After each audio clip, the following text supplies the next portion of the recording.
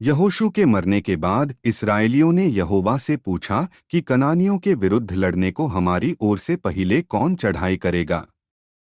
यहोवा ने उत्तर दिया, यहूदा चढ़ाई करेगा। सुनो, मैंने इस देश को उसके हाथ में दे दिया है। तब यहूदा ने अपने भाई शिमोन से कहा, मेरे संग मेरे भाग में आ कि हम कनानियों से लड़े, और मैं भी तेरे भाग में जाऊंगा।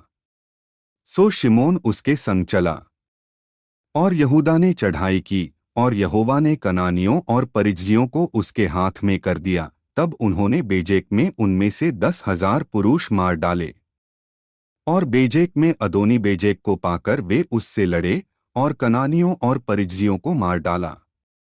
परंतु अदोनी बेजेक भागा। तब उन्होंने उसका पीछा करके उसे पकड़ लिया और उसके हाथ पाँव के अंगूठे काट डाले।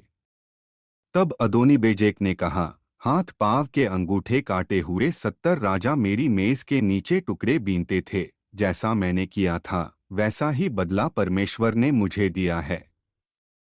तब वे उसे यरूशलेम को ले गए और वहां वह मर गया। और यहूदियों ने यरूशलेम से लड़कर उसे ले लिया और तलवार से उसके निवासियों मार डाला और नगर को फूंक दिया। और तब यहूदी पहाड़ी देश और दक्षिण देश और नीचे के देश में रहने वाले कनानियों से लड़ने को गए। और यहूदा ने उन कनानियों पर चढ़ाई की जो हेब्रोन में रहते थे। हेब्रोन का नाम तो पूर्वकाल में किर्यतर्बा था। और उन्होंने शेशै, अहीमन और तलमै को मार डाला। वहां से उसने जाकर दबीर के निवासियों पर चढ़ाई की। दबीर का नाम तो पूर्वकाल में किर्यत्सेपेर था। तब कालेब ने कहा, जो किर्यत्सेपेर को मार के ले उसे मैं अपनी बेटी अक्सा को ब्याह दूंगा। इस पर कालेब के छोटे भाई कनजी ओत्नीएल ने उसे ले लिया और उसने उसे अपनी बेटी अक्सा को ब्याह दिया। और जब वह ओत्नीएल के पास आई तब उसने उसको अपने पिता से कुछ भूमि मांगने को उभारा। फिर वह अपने गधे पर से उतरी। तब कालेब ने उससे पूछा, तू क्या चाहती है? वह उससे बोली, मुझे आशीर्वाद दे। तूने मुझे दक्षिण देश तो दिया है, तो जल के सोते भी दे। इस प्रकार कालेब ने उसको ऊपर और नीचे के दोनों सोते दे दिए। और मूसा के साले एक केनी मनुष्य के संतान यहूदी के संग खजूर वाले नगर से यहूदा के जंगल में गए जो अराद के दक्षिण की ओर है, और जाकर इस्राएल लोगों के साथ रहने लगे।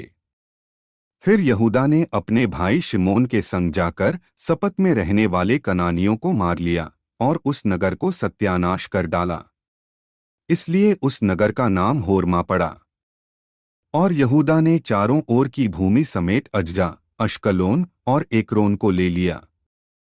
और यहोवा यहूदा के साथ रहा, इसलिए उसने पहाड़ी देश के निवासियों निकाल दिया, परंतु तराई के निवासियों के पास लोहे के रथ थे, इसलिए वह उन्हें न निकाल सका। और उन्होंने मूसा के कहने के अनुसार हेब्रोन कालेब को दे दिया, और उसने वहां से अनाक के तीनों पुत्रों को निकाल दिया। और यरूशलेम में रहने वाले यबूसियों को बिन्यामीनियों ने न निकाला, इसलिए यबूसी आज के दिन तक यरूशलेम में बिन्यामीनियों के संग रहते हैं। फिर यूसुफ के घराने ने बेतेल पर चढ़ाई की, और यहोवा उनके संग था। और यूसुफ के घराने ने बेतेल का भेद लेने को लोग भेजे। और उस नगर का नाम पूर्वकाल में लूज था। और पहरुओं ने एक मनुष्य को उस नगर से निकलते हुए देखा, और उससे कहा, नगर में जाने का मार्ग हमें दिखा, और हम तुझ पर दया करेंगे।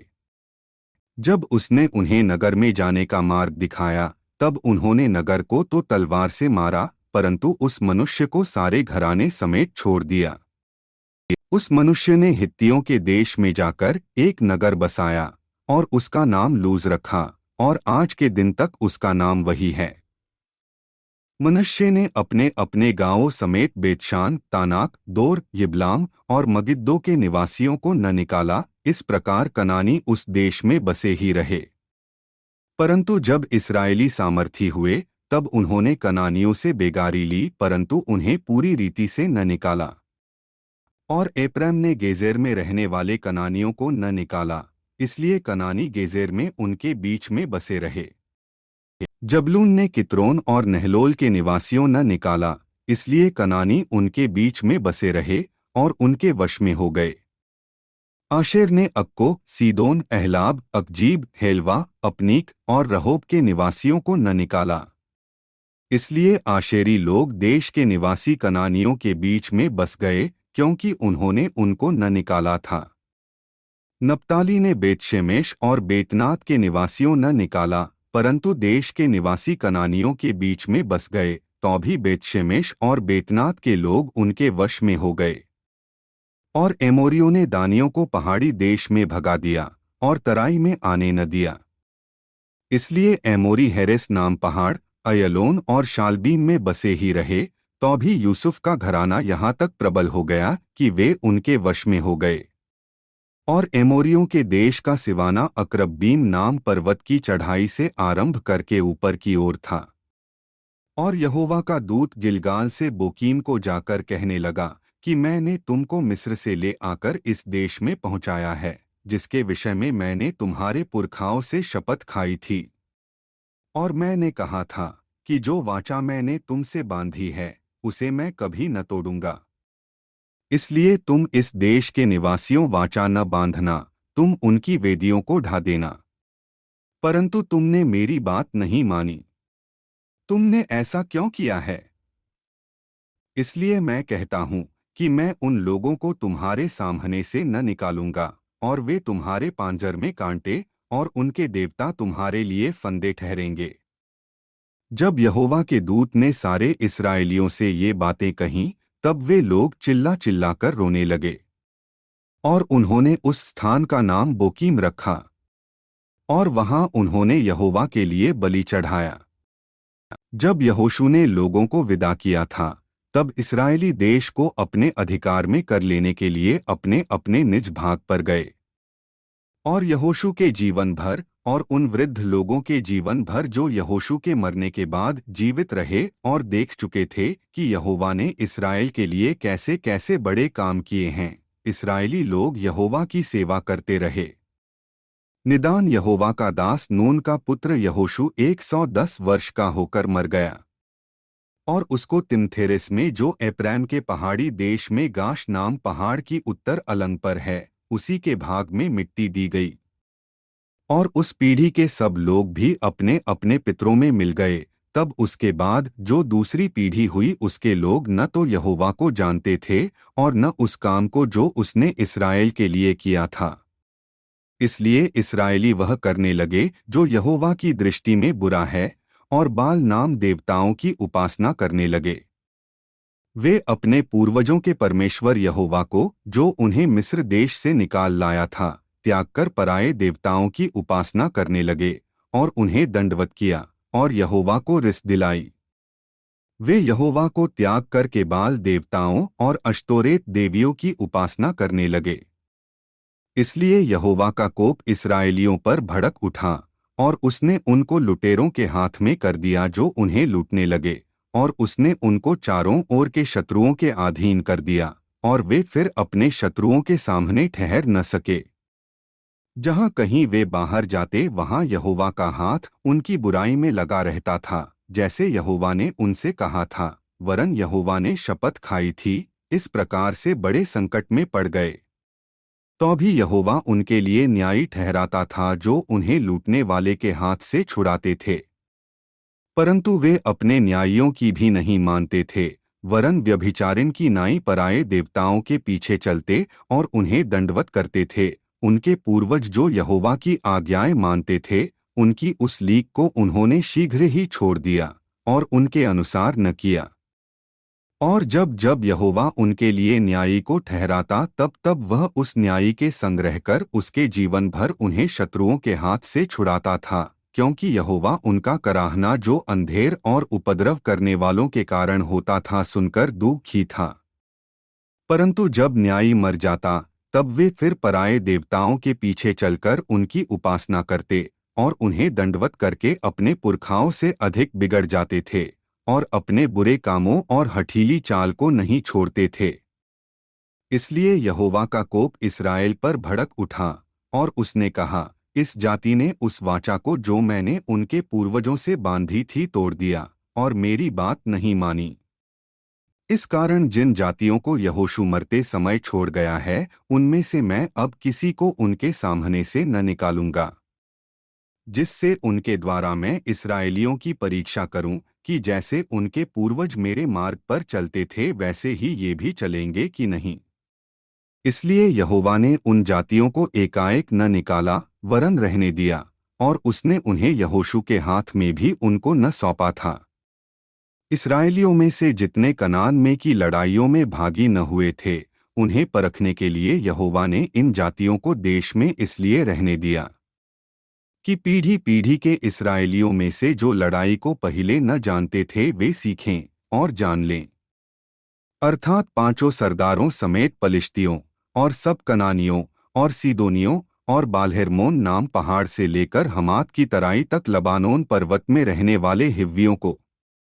ये इसलिए रहने पाए कि उनके द्वारा इस्राएलियों की बात में परीक्षा हो कि जो आज्ञाएं यहोवा ने मूसा के द्वारा उनके पूर्वजों को दिलाई थीं, उन्हें वे मानेंगे वा नहीं।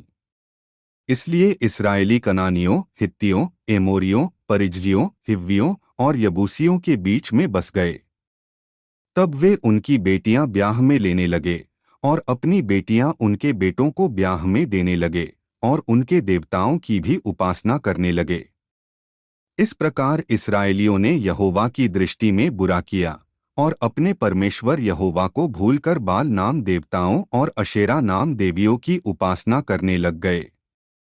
तब यहोवा का क्रोध इस्राएलियों पर भड़का और उसने उनको अरमनहरैम के राजा कूशत्रिशातैम के अधीन कर दिया। सो इस्राएली 8 वर्ष तक कूशत्रिशातैम के अधीन में रहे। तब इस्राएलियों ने यहोवा की दोहाई दी और उसने इस्राएलियों के लिए कालेब के छोटे भाई उतनीएल नाम एक कंजी छुड़ाने वाले को ठहराया और उसने उनको छुड़ाया। उसमें यहोवा का आत्मा समाया और वह इस्राएलियों का न्यायी बन गया और लड़ने को निकला, और यहोवा ने अराम के राजा कूशत्रिशातैम को उसके हाथ में कर दिया और वह कूशत्रिशातैम पर जयवंत हुआ। तब 40 वर्ष तक देश में शांति बनी रही और उन्हीं दिनों में कंजी उतनीएल मर गया। तब इस्राएलियों ने फिर यहोवा की दृष्टि में बुरा किया और यहोवा ने मोआब के राजा एग्लोन को इस्राएल पर प्रबल किया, क्योंकि उन्होंने यहोवा की दृष्टि में बुरा किया था। इसलिए उसने अम्मोनियों और अमालेकियों को अपने पास इकट्ठा किया और जाकर इस्राएल को मार लिया और खजूर वाले नगर को अपने वश में कर लिया। तब इस्राएली 18 वर्ष तक मोआब के राजा एग्लोन के अधीन में रहे। फिर इस्राएलियों ने यहोवा की दोहाई दी और उसने गेरा के पुत्र एहूद नाम एक बिन्यामीनी को उनका छुड़ाने वाला ठहराया, वह बैंहत्था था। इस्राएलियों ने उसी के हाथ से मोआब के राजा एग्लोन के पास कुछ भेंट भेजी। एहूद ने हाथ भर लंबी एक दोधारी तलवार बनवाई थी और उसको अपने वस्त्र के नीचे दाहिनी जांघ पर लटका लिया। तब वह उस भेंट को मोआब के राजा एग्लोन के पास, जो बड़ा मोटा पुरुष था, ले गया। जब वह भेंट को दे चुका, तब भेंट के लाने वाले को विदा किया। परंतु वह आप गिलगाल के निकट की खुदी हुई मूर्तों के पास लौट गया और एग्लोन के पास कहला भेजा कि हे राजा, मुझे तुझसे एक भेद की बात कहनी है। तब राजा ने कहा, थोड़ी देर के लिए बाहर जाओ। तब जितने लोग उसके पास उपस्थित थे वे सब बाहर चले गए। तब एहूद उसके पास गया, वह तो अपनी एक हवादार अटारी में अकेला बैठा था। एहूद ने कहा, परमेश्वर की ओर से मुझे तुझसे एक बात कहनी है। तब वह गद्दी पर से उठ खड़ा हुआ।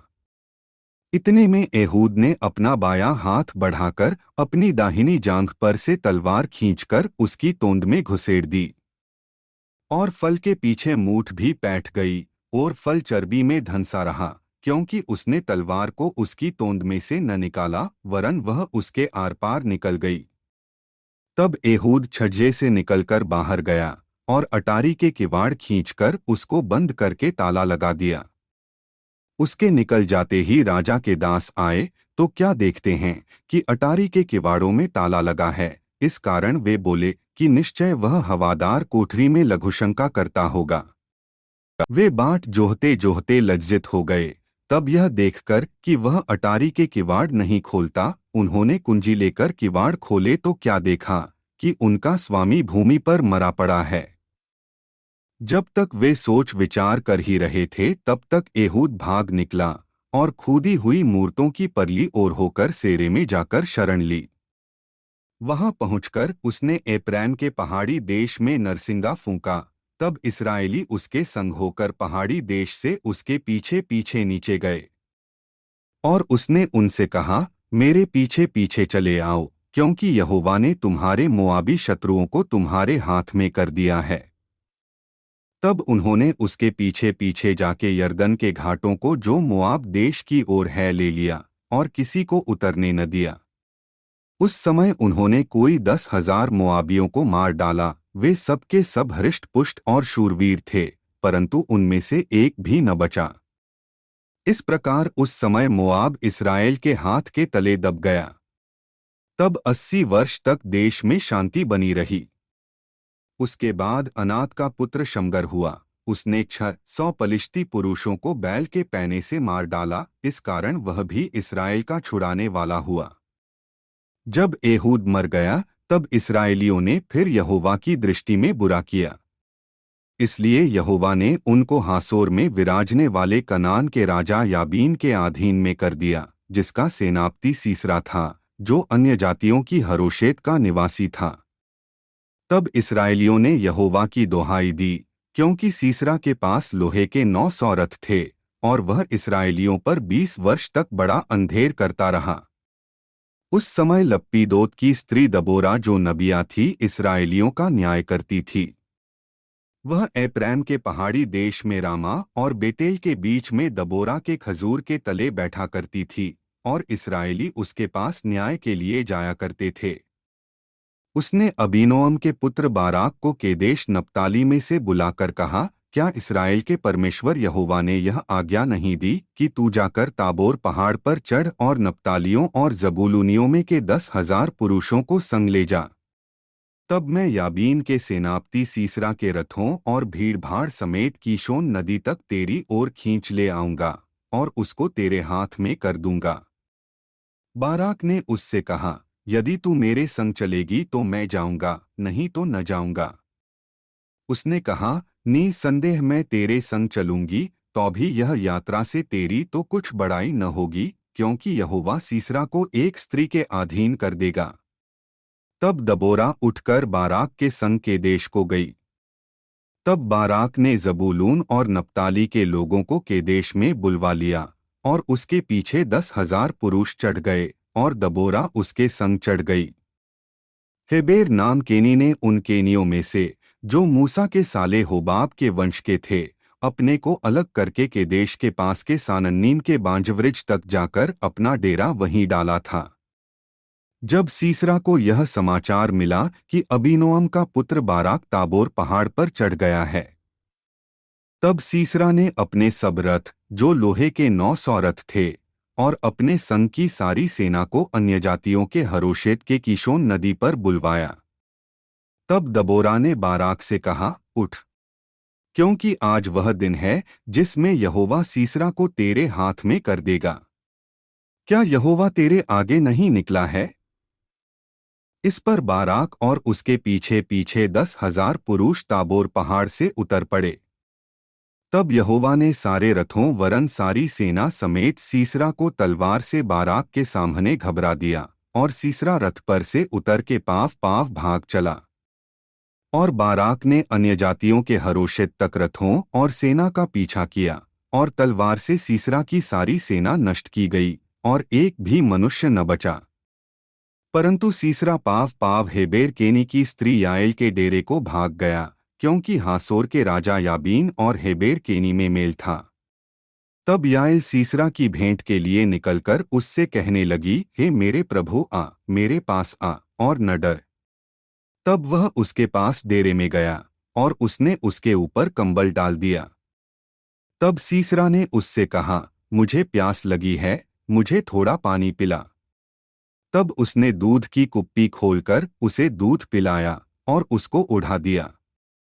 तब उसने उससे कहा, डेरे के द्वार पर खड़ी रह और यदि कोई आकर तुझसे पूछे कि यहाँ कोई पुरुष है, तब कहना कोई भी नहीं। इसके बाद हेबेर की स्त्री याएल ने डेरे की एक खूंटी ली और अपने हाथ में एक हथौड़ा भी लिया और दबे पांव उसके पास जाकर खूंटी को उसकी कनपटी में ऐसा ठोक दिया कि खूंटी पार होकर भूमि में धंस गई। वह तो थका था ही, इसलिए गहरी नींद में सो रहा था, सो वह मर गया। जब बाराक सीसरा का पीछा करता हुआ आया, तब याएल उससे भेंट करने के लिए निकली और कहा, इधर आ, जिसका तू खोजी है उसको मैं तुझे दिखाऊंगी। तब उसने उसके साथ जाकर क्या देखा कि सीसरा मरा पड़ा है और वह खूंटी उसकी कनपटी में गड़ी है। इस प्रकार परमेश्वर ने उस दिन कनान के राजा याबीन को इस्राएलियों के सामने नीचा दिखाया और इस्राएली कनान के राजा याबीन पर प्रबल होते गए, यहाँ तक कि उन्होंने कनान के राजा याबीन को नष्ट कर डाला। उसी दिन दबोरा और अबीनोअम के पुत्र बाराक ने यह गीत गाया कि इस्राएल के अगुवों ने जो अगुवाई की और प्रजा जो अपनी ही इच्छा से भरती हुई, इसके लिए यहोवा को धन्य कहो। हे राजाओं सुनो, हे अधिपतियों कान लगाओ, मैं आप यहोवा के लिए गीत गाऊंगी, इस्राएल के परमेश्वर यहोवा का मैं भजन करूंगी। हे यहोवा, जब तू सेईर से निकल चला, जब तूने एदोम के देश से प्रस्थान किया, तब पृथ्वी डोल उठी और आकाश टूट पड़ा, बादल से भी जल बरसने लगा। यहोवा के प्रताप से पहाड़, इस्राएल के परमेश्वर यहोवा के प्रताप से वह सीने पिघलकर बहने लगा। अनात के पुत्र शमगर के दिनों में और याएल के दिनों में सड़कें सूनी पड़ी थीं और बटोही पगडंडियों से चलते थे। जब तक मैं दबोरा न उठी, जब तक मैं इस्राएल में माता होकर न उठी, तब तक गांव सूने पड़े थे। नए नए देवता माने गए, उस समय फाटकों में लड़ाई होती थी। क्या 40,000 इस्राएलियों में भी ढाल व बर्छी कहीं देखने में आती थी? मेरा मन इस्राएल के हाकिमों की ओर लगा है, जो प्रजा के बीच में अपनी ही इच्छा से भरती हुए। यहोवा को धन्य कहो। हे उजली गधियों पर चढ़ने वालों, हे फर्शों पर विराजने वालों, हे मार्ग पर पैदल चलने वालों, ध्यान रखो। पनघटों के आसपास धनुर्धारियों की बात के कारण वहां वे यहोवा के धर्ममय कामों का, इस्राएल के लिए उसके धर्ममय कामों का बखान करेंगे। उस समय यहोवा की प्रजा के लोग फाटकों के पास गए। जाग जाग हे दबोरा, जाग जाग गीत सुना। हे बाराक उठ, हे अबीनोअम के पुत्र, अपने बंधुओं को बंधुआई में ले चल। उस समय थोड़े से रईस प्रजा समेत उतर पड़े, यहोवा शूरवीरों के विरुद्ध मेरे हित उतर आया। एप्रैम में से वे आए जिसकी जड़ अमालेक में है। हे बिन्यामीन, तेरे पीछे तेरे दलों में माकीर में से हाकिम और जबूलून में से सेनापति दंड लिए हुए उतरे। और इस्साकार के हाकिम दबोरा के संग हुए, जैसा इस्साकार वैसा ही बाराक भी था, उसके पीछे लगे हुए वे तराई में झपट कर गए। रूबेन की नदियों के पास बड़े बड़े काम मन में ठाने गए। तू चरवाहों का सीटी बजाना सुनने को भेड़शालों के बीच क्यों बैठा रहा? रूबेन की नदियों के पास बड़े बड़े काम सोचे गए। गिलाद यर्दन पार रह गया और दान क्यों जहाजों में रह गया? आशेर समुद्र के तीर पर बैठा रहा और उसकी खाड़ियों के पास रह गया। जबलून अपने प्राण पर खेलने वाले लोग ठहरे, नप्ताली भी देश के ऊंचे ऊंचे स्थानों पर वैसा ही ठहरा। राजा आकर लड़े, उस समय कनान के राजा मगिद्दो के सोतों के पास तानाक में लड़े, पर रुपयों का कुछ लाभ न पाया। आकाश की ओर से भी लड़ाई हुई, वरन ताराओं ने अपने अपने मंडल से सीसरा से लड़ाई की। कीशोन नदी ने उनको बहा दिया, अर्थात वही प्राचीन नदी जो कीशोन नदी है।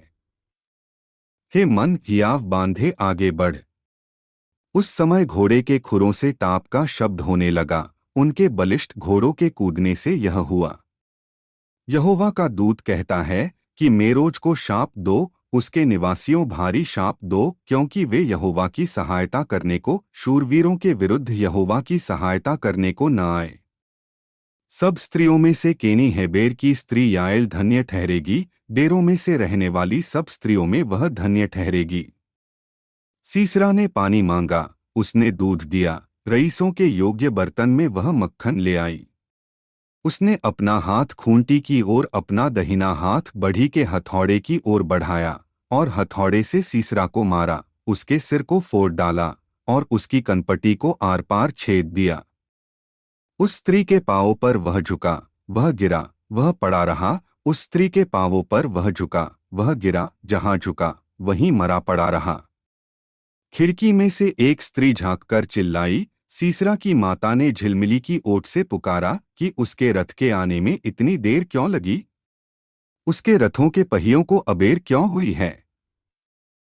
उसकी बुद्धिमान प्रतिष्ठित स्त्रियों ने उसे उत्तर दिया, वरन उसने अपने आप को इस प्रकार उत्तर दिया कि क्या उन्होंने लूट पाकर बांट नहीं ली? क्या एक एक पुरुष को एक एक वरन दो दो कुंवारियां, और सीसरा को रंगे हुए वस्त्र की लूट, वरन बूटे काढ़े हुए रंगीले वस्त्र की लूट, और लूटे हुओं के गले में दोनों ओर बूटे काढ़े हुए रंगीले वस्त्र नहीं मिले?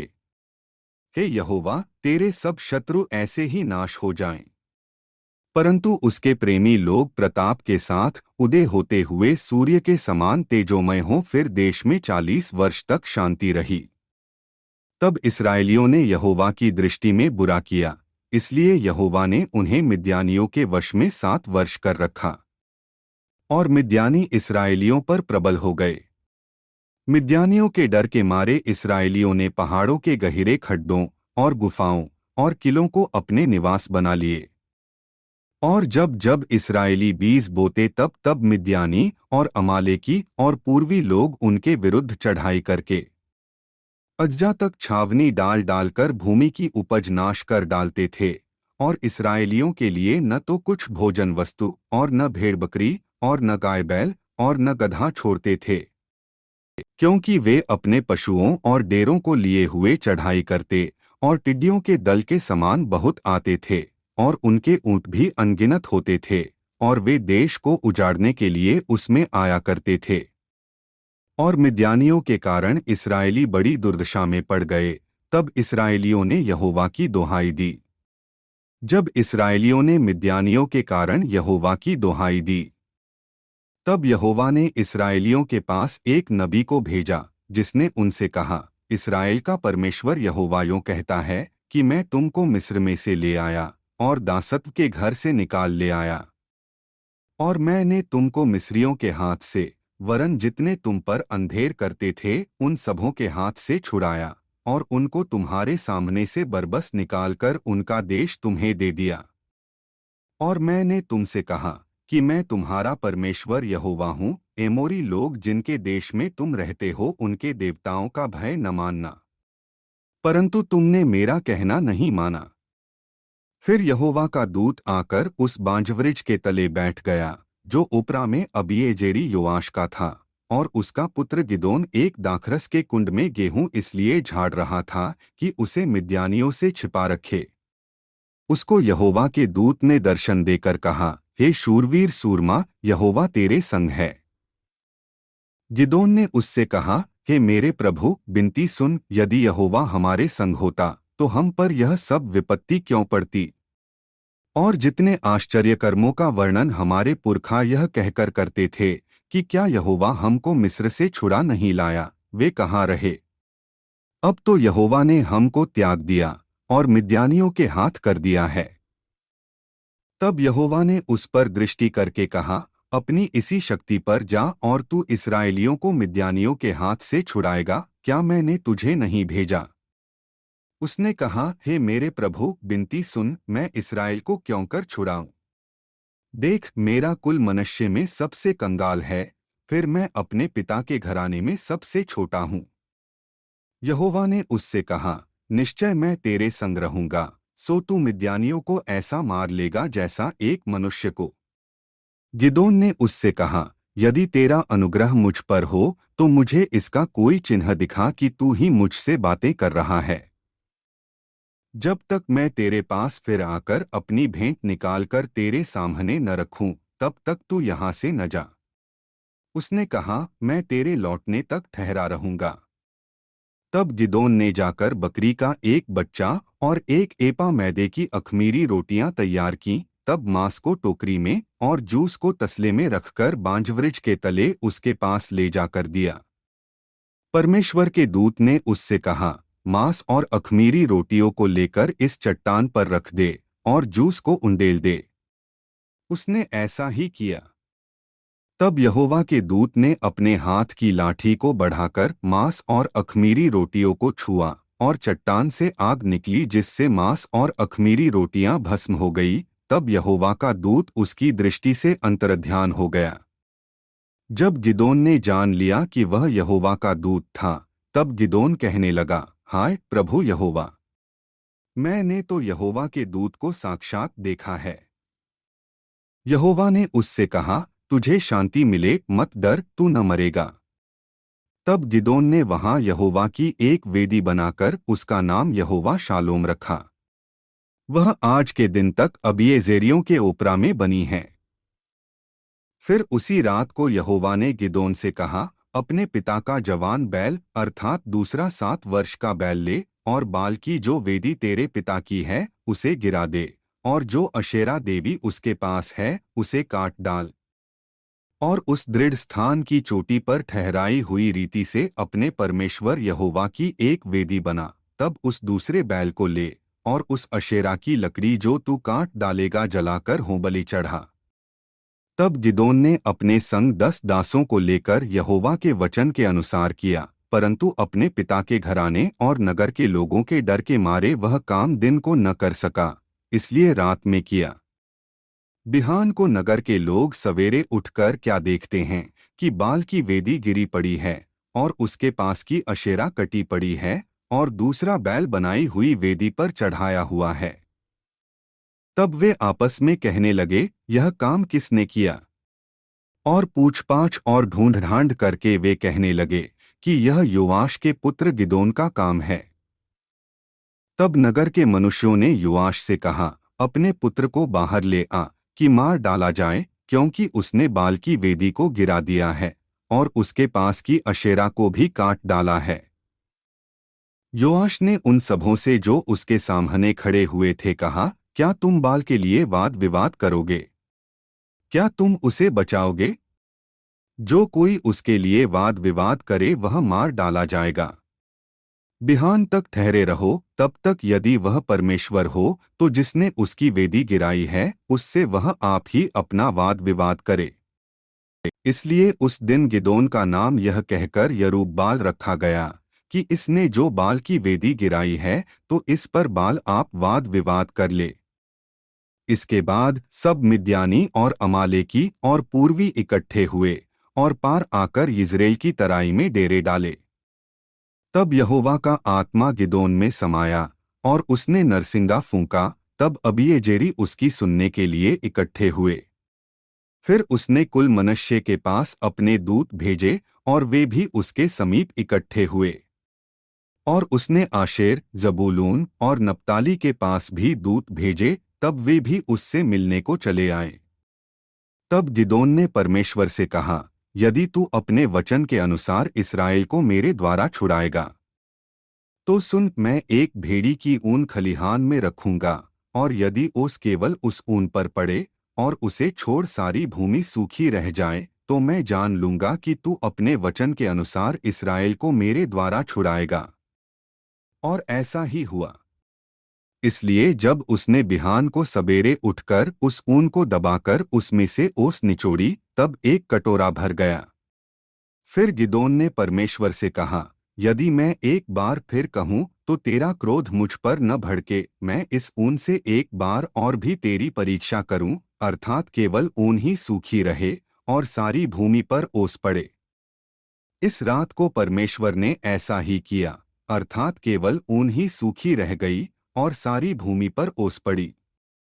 तब गिदोन, जो यरूब्बाल भी कहलाता है, और सब लोग जो उसके संग थे सवेरे उठे और हरोद नाम सोते के पास अपने डेरे खड़े किए, और मिद्यानियों की छावनी उनकी उत्तरी ओर मोरे नाम पहाड़ी के पास तराई में पड़ी थी।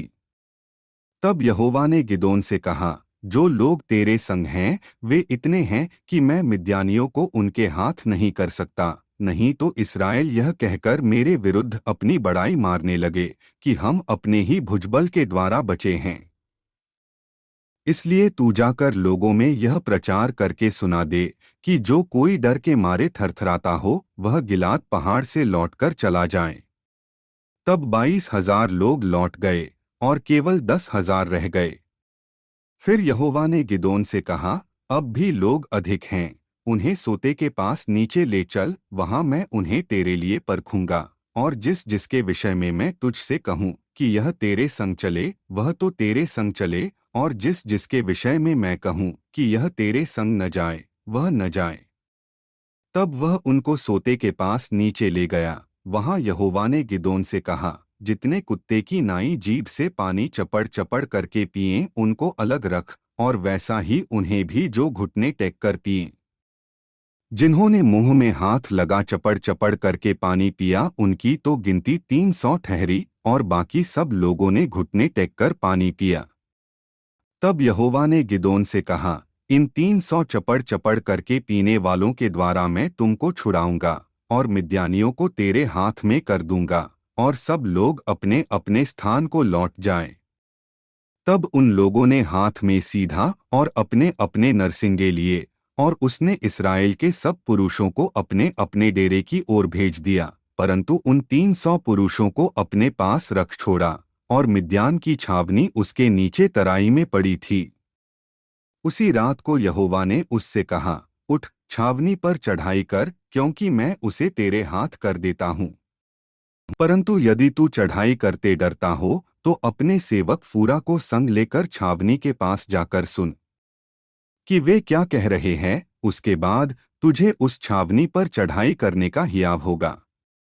तब वह अपने सेवक फूरा को संग ले उन हथियारबंदों के पास जो छावनी की छोर पर थे उतर गया।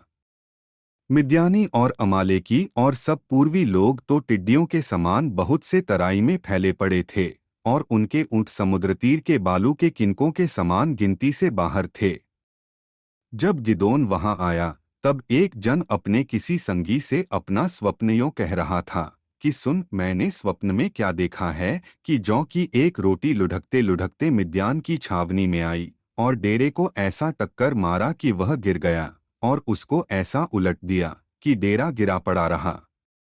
उसके संगी ने उत्तर दिया, यह योआश के पुत्र गिदोन नाम एक इस्राएली पुरुष की तलवार को छोड़ कुछ नहीं है, उसी के हाथ में परमेश्वर ने मिद्यान को सारी छावनी समेत कर दिया है। उस स्वप्न का वर्णन और फल सुनकर गिदोन ने दंडवत की और इस्राएल की छावनी में लौटकर कहा, उठो, यहोवा ने मिद्यानी सेना को तुम्हारे वश में कर दिया है। तब उसने उन 300 पुरुषों के 3 झुंड किए, और एक एक पुरुष के हाथ में एक नरसिंगा और खाली घड़ा दिया, और घड़ों के भीतर एक मशाल थी। फिर उसने उनसे कहा, मुझे देखो और वैसा ही करो। सुनो, जब मैं उस छावनी की छोर पर पहुंचूं तब जैसा मैं करूं वैसा ही तुम भी करना। अर्थात जब मैं और मेरे सब संगी नरसिंगा फूंकें तब तुम भी छावनी की चारों ओर नरसिंगे फूंकना और ललकारना कि यहोवा की और गिदोन की तलवार। बीच वाले पहर के आदि में ज्यों ही पहरुओं की बदली हो गई थी त्यों ही गिदोन अपने संग के 100 पुरुषों समेत छावनी की छोर पर गया और नरसिंगे को फूंक दिया और अपने हाथ के घड़ों को तोड़ डाला। तब तीनों झुंडों ने नरसिंगों को फूंका और घड़ों को तोड़ डाला, और अपने अपने बाएं हाथ में मशाल और दाहिने हाथ में फूंकने को नरसिंगा लिए हुए चिल्ला उठे, यहोवा की तलवार और गिदोन की तलवार। तब वे छावनी के चारों ओर अपने अपने स्थान पर खड़े रहे, और सब सेना के लोग दौड़ने लगे, और उन्होंने चिल्ला चिल्लाकर उन्हें भगा दिया। और उन्होंने 300 नरसिंगों को फूंका, और यहोवा ने एक एक पुरुष की तलवार उसके संगी पर और सब सेना पर चलवाई, तो सेना के लोग सरेरा की ओर बेतशित्ता तब और तब्बात के पास के आबेल मोहला तक भाग गए। तब इस्राएली पुरुष नप्ताली और आशेर और मनश्शे के सारे देश से इकट्ठे होकर मिद्यानियों के पीछे पड़े। और गिदोन ने एप्रैम के सब पहाड़ी देश में यह कहने को दूत भेज दिए कि मिद्यानियों से मुठभेड़ करने को चले आओ, और यरदन नदी के घाटों को बेतबारा तक उनसे पहले अपने वश में कर लो। तब सब एप्रैमी पुरुषों ने इकट्ठे होकर यरदन नदी को बेतबारा तक अपने वश में कर लिया, और उन्होंने ओरेब और जेब नाम मिद्यान के दो हाकिमों को पकड़ा, और ओरेब को ओरेब नाम चट्टान पर और जेब को जेब नाम दाखरस के कुंड पर घात किया, और वे मिद्यानियों के पीछे पड़े और ओरेब और जेब के सिर यरदन के पार गिदोन के पास ले गए। तब एप्रैमी पुरुषों ने गिदोन से कहा, तूने हमारे साथ ऐसा बर्ताव क्यों किया है कि जब तू मिद्यान से लड़ने को चला तब हमको नहीं बुलवाया? सो उन्होंने उससे बड़ा झगड़ा किया। उसने उनसे कहा, मैंने तुम्हारे समान भला अब किया ही क्या है? क्या एप्रैम की छोड़ी हुई दाख भी अबीएजेर की सब फसल से अच्छी नहीं है? तुम्हारे ही हाथों में परमेश्वर ने ओरब और जेब नाम मिद्यान के हाकिमों को कर दिया, तब तुम्हारे बराबर में कर ही क्या सका? जब उसने यह बात कही तब उनका जी उसकी ओर से ठंडा हो गया। तब गिदोन और उसके संग 300 पुरुष, जो थके मांदे थे तो भी खदेड़ते ही रहे थे, यरदन के तीर आकर पार हो गए। तब उसने सुक्कोत के लोगों से कहा, मेरे पीछे इन आने वालों को रोटियां दो, क्योंकि ये थके मांदे हैं, और मैं मिद्यान के जेबह और सल्मुन्ना नाम राजाओं का पीछा कर रहा हूँ। सुक्कोत के हाकिमों ने उत्तर दिया, क्या जेबह और सल्मुन्ना तेरे हाथ में पड़ चुके हैं कि हम तेरी सेना को रोटी दे? गिदोन ने कहा, जब यहोवा जेबह और सल्मुन्ना को मेरे हाथ में कर देगा, तब मैं इस बात के कारण तुमको जंगल के कटीले और बिच्छू पेड़ों से नुचवाऊंगा। वहां से वह पनुएल को गया और वहां के लोगों से ऐसी ही बात कही, और पनुएल के लोगों ने सुक्कोत के लोगों का सा उत्तर दिया। उसने पनुएल के लोगों से कहा, जब मैं कुशल से लौट आऊंगा तब इस गुम्मट को ढा दूंगा। जेबह और सल्मुन्ना तो करकोर में थे, और उनके साथ कोई 15,000 पुरुषों की सेना थी, क्योंकि पूवेरियों की सारी सेना में से उतने ही रह गए थे जो मारे गए थे, वे 1,20,000 हथियारबंद थे। तब गिदोन ने नोबह और योगबहा के पूर्व की ओर डेरों में रहने वालों के मार्ग में चढ़कर उस सेना को जो निडर पड़ी थी मार लिया। और जब जेबह और सल्मुन्ना को पकड़ लिया और सारी सेना को भगा दिया, और योआश का पुत्र गिदोन हेरेस नाम चढ़ाई पर से लड़ाई से लौटा, और सुक्कोत के एक जवान पुरुष को पकड़कर उससे पूछा, और उसने सुक्कोत के 77 हाकिमों और वृद्ध लोगों के पते लिखवाए।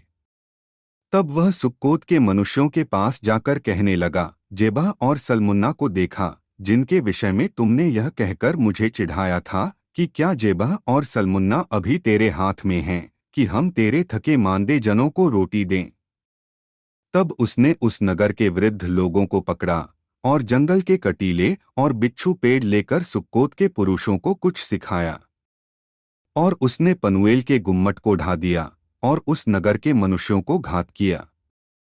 फिर उसने जेबह और सल्मुन्ना से पूछा, जो मनुष्य तुमने ताबोर पर घात किए थे वे कैसे थे?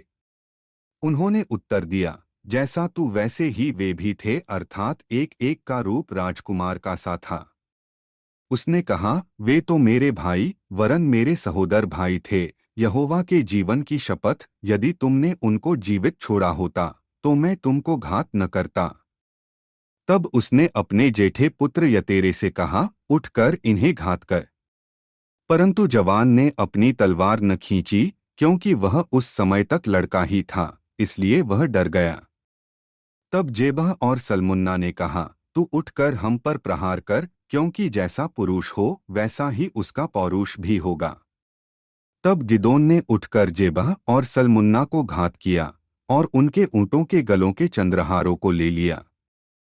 तब इस्राएल के पुरुषों ने गिदोन से कहा, तू हमारे ऊपर प्रभुता कर, तू और तेरा पुत्र और पोता भी प्रभुता करे, क्योंकि तूने हमको मिद्यान के हाथ से छुड़ाया है। गिदोन ने उनसे कहा, मैं तुम्हारे ऊपर प्रभुता न करूंगा और न मेरा पुत्र तुम्हारे ऊपर प्रभुता करेगा, यहोवा ही तुम पर प्रभुता करेगा। फिर गिदोन ने उनसे कहा, मैं तुमसे कुछ मांगता हूँ, अर्थात तुम मुझको अपनी अपनी लूट में की बालियां दो। वे तो इश्माएली थे, इस कारण उनकी बालियां सोने की थीं। उन्होंने कहा, निश्चय हम देंगे। तब उन्होंने कपड़ा बिछाकर उसमें अपनी अपनी लूट में से निकालकर बालियां डाल दीं। जो सोने की बालियां उसने मांग लीं उनका तौल 1700 शेकेल हुआ, और उनको छोड़ चंद्रहार, झुमके और बैंगनी रंग के वस्त्र जो मिद्यानियों के राजा पहिने थे, और उनके ऊँटों के गलों की जंजीर।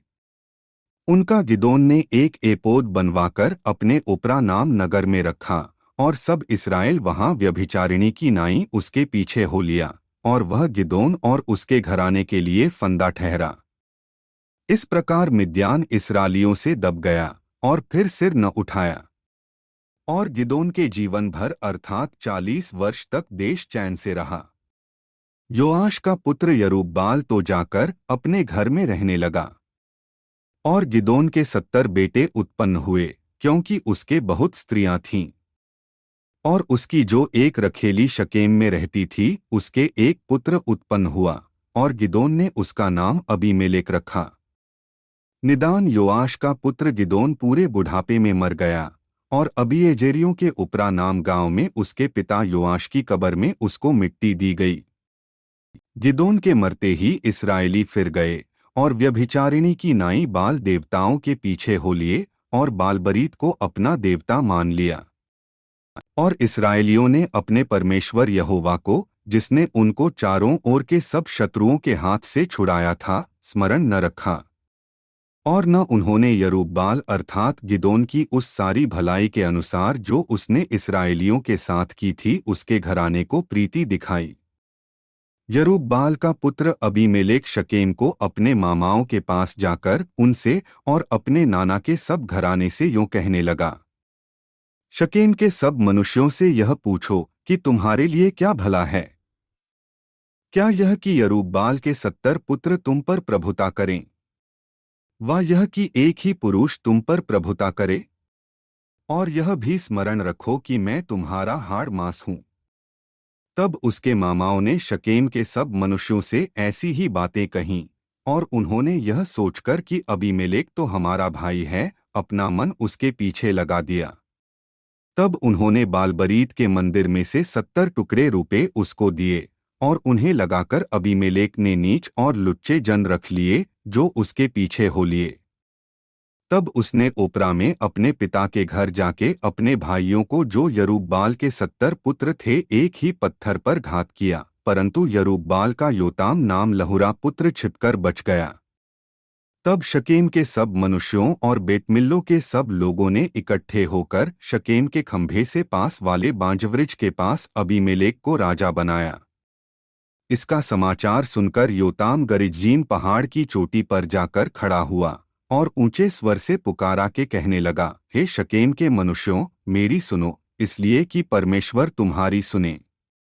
किसी युग में वृक्ष किसी का अभिषेक करके अपने ऊपर राजा ठहराने को चले, तब उन्होंने जलपाई के वृक्ष से कहा, तू हम पर राज्य कर।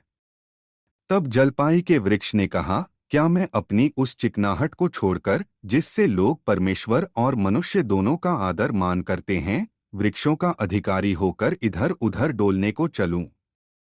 तब वृक्षों ने अंजीर के वृक्ष से कहा, तू आकर हम पर राज्य कर। अंजीर के वृक्ष ने उनसे कहा, क्या मैं अपने मीठेपन और अपने अच्छे अच्छे फलों को छोड़ वृक्षों का अधिकारी होकर इधर उधर डोलने को चलूं? फिर वृक्षों ने दाखलता से कहा, तू आकर हम पर राज्य कर। दाखलता ने उनसे कहा, क्या मैं अपने नए मधु को छोड़, जिससे परमेश्वर और मनुष्य दोनों को आनंद होता है, वृक्षों की अधिकारिणी होकर इधर उधर डोलने को चलूं? तब सब वृक्षों ने झड़बेरी से कहा, तू आकर हम पर राज्य कर। झड़बेरी ने उन वृक्षों से कहा, यदि तुम अपने ऊपर राजा होने को मेरा अभिषेक सच्चाई से करते हो तो आकर मेरी छाह में शरण लो, और नहीं तो झड़बेरी से आग निकलेगी जिससे लबानोन के देवदारू भी भस्म हो जाएंगे। इसलिए अब यदि तुमने सच्चाई और खराई से अबीमेलेक को राजा बनाया है, और यरूब्बाल और उसके घराने से भलाई की, और उसने उसके काम के योग्य बर्ताव किया हो, तो भला। मेरा पिता तो तुम्हारे निमित्त लड़ा और अपने प्राण पर खेलकर तुमको मिद्यानियों के हाथ से छुड़ाया, परंतु तुमने आज मेरे पिता के घराने के विरुद्ध उठकर बलवा किया और उसके 70 पुत्र एक ही पत्थर पर घात किए, और उसकी लौंडी के पुत्र अबीमेलेक को इसलिए शकेम के मनुष्यों के ऊपर राजा बनाया है कि वह तुम्हारा भाई है। इसलिए यदि तुम लोगों ने आज के दिन यरूब्बाल और उसके घराने से सच्चाई और खराई से बर्ताव किया हो, तो अबीमेलेक के कारण आनंद करो, और वह भी तुम्हारे कारण आनंद करे। और नहीं तो अबीमेलेक से ऐसी आग निकले जिससे शकेम के मनुष्य और बेतमिल्लो भस्म हो जाएं। शकेम के मनुष्यों और बेतमिल्लो से ऐसी आग निकले जिससे अबीमेलेक भस्म हो जाए। तब योताम भागा और अपने भाई अबीमेलेक के डर के मारे बेर को जाकर वहां रहने लगा। और अबीमेलेक इस्राएल के ऊपर 3 वर्ष हाकिम रहा। तब परमेश्वर ने अबीमेलेक और शकेम के मनुष्यों के बीच एक बुरी आत्मा भेज दी, सो शकेम के मनुष्य अबीमेलेक का विश्वासघात करने लगे, जिससे यरूब्बाल के 70 पुत्रों पर किए हुए उपद्रव का फल भोगा जाए, और उनका खून उनके घात करने वाले उनके भाई अबीमेलेक के सिर पर और उसके अपने भाइयों के घात करने में उसकी सहायता करने वाले शकेम के मनुष्यों के सिर पर भी हो। तब शकेम के मनुष्यों ने पहाड़ों की चोटियों पर उसके लिए घातकों को बैठाया, जो उस मार्ग से सब आने जाने वालों को लूटते थे, और इसका समाचार अबीमेलेक को मिला।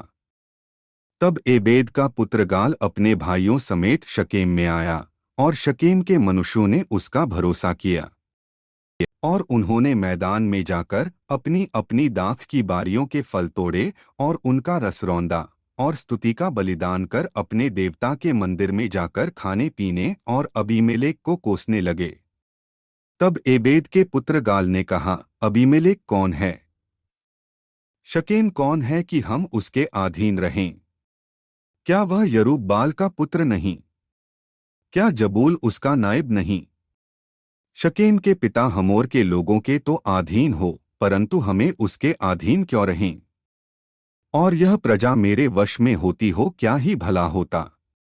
तब तो मैं अबीमेलेक को दूर करता। फिर उसने अबीमेलेक से कहा, अपनी सेना की गिनती बढ़ाकर निकल आ।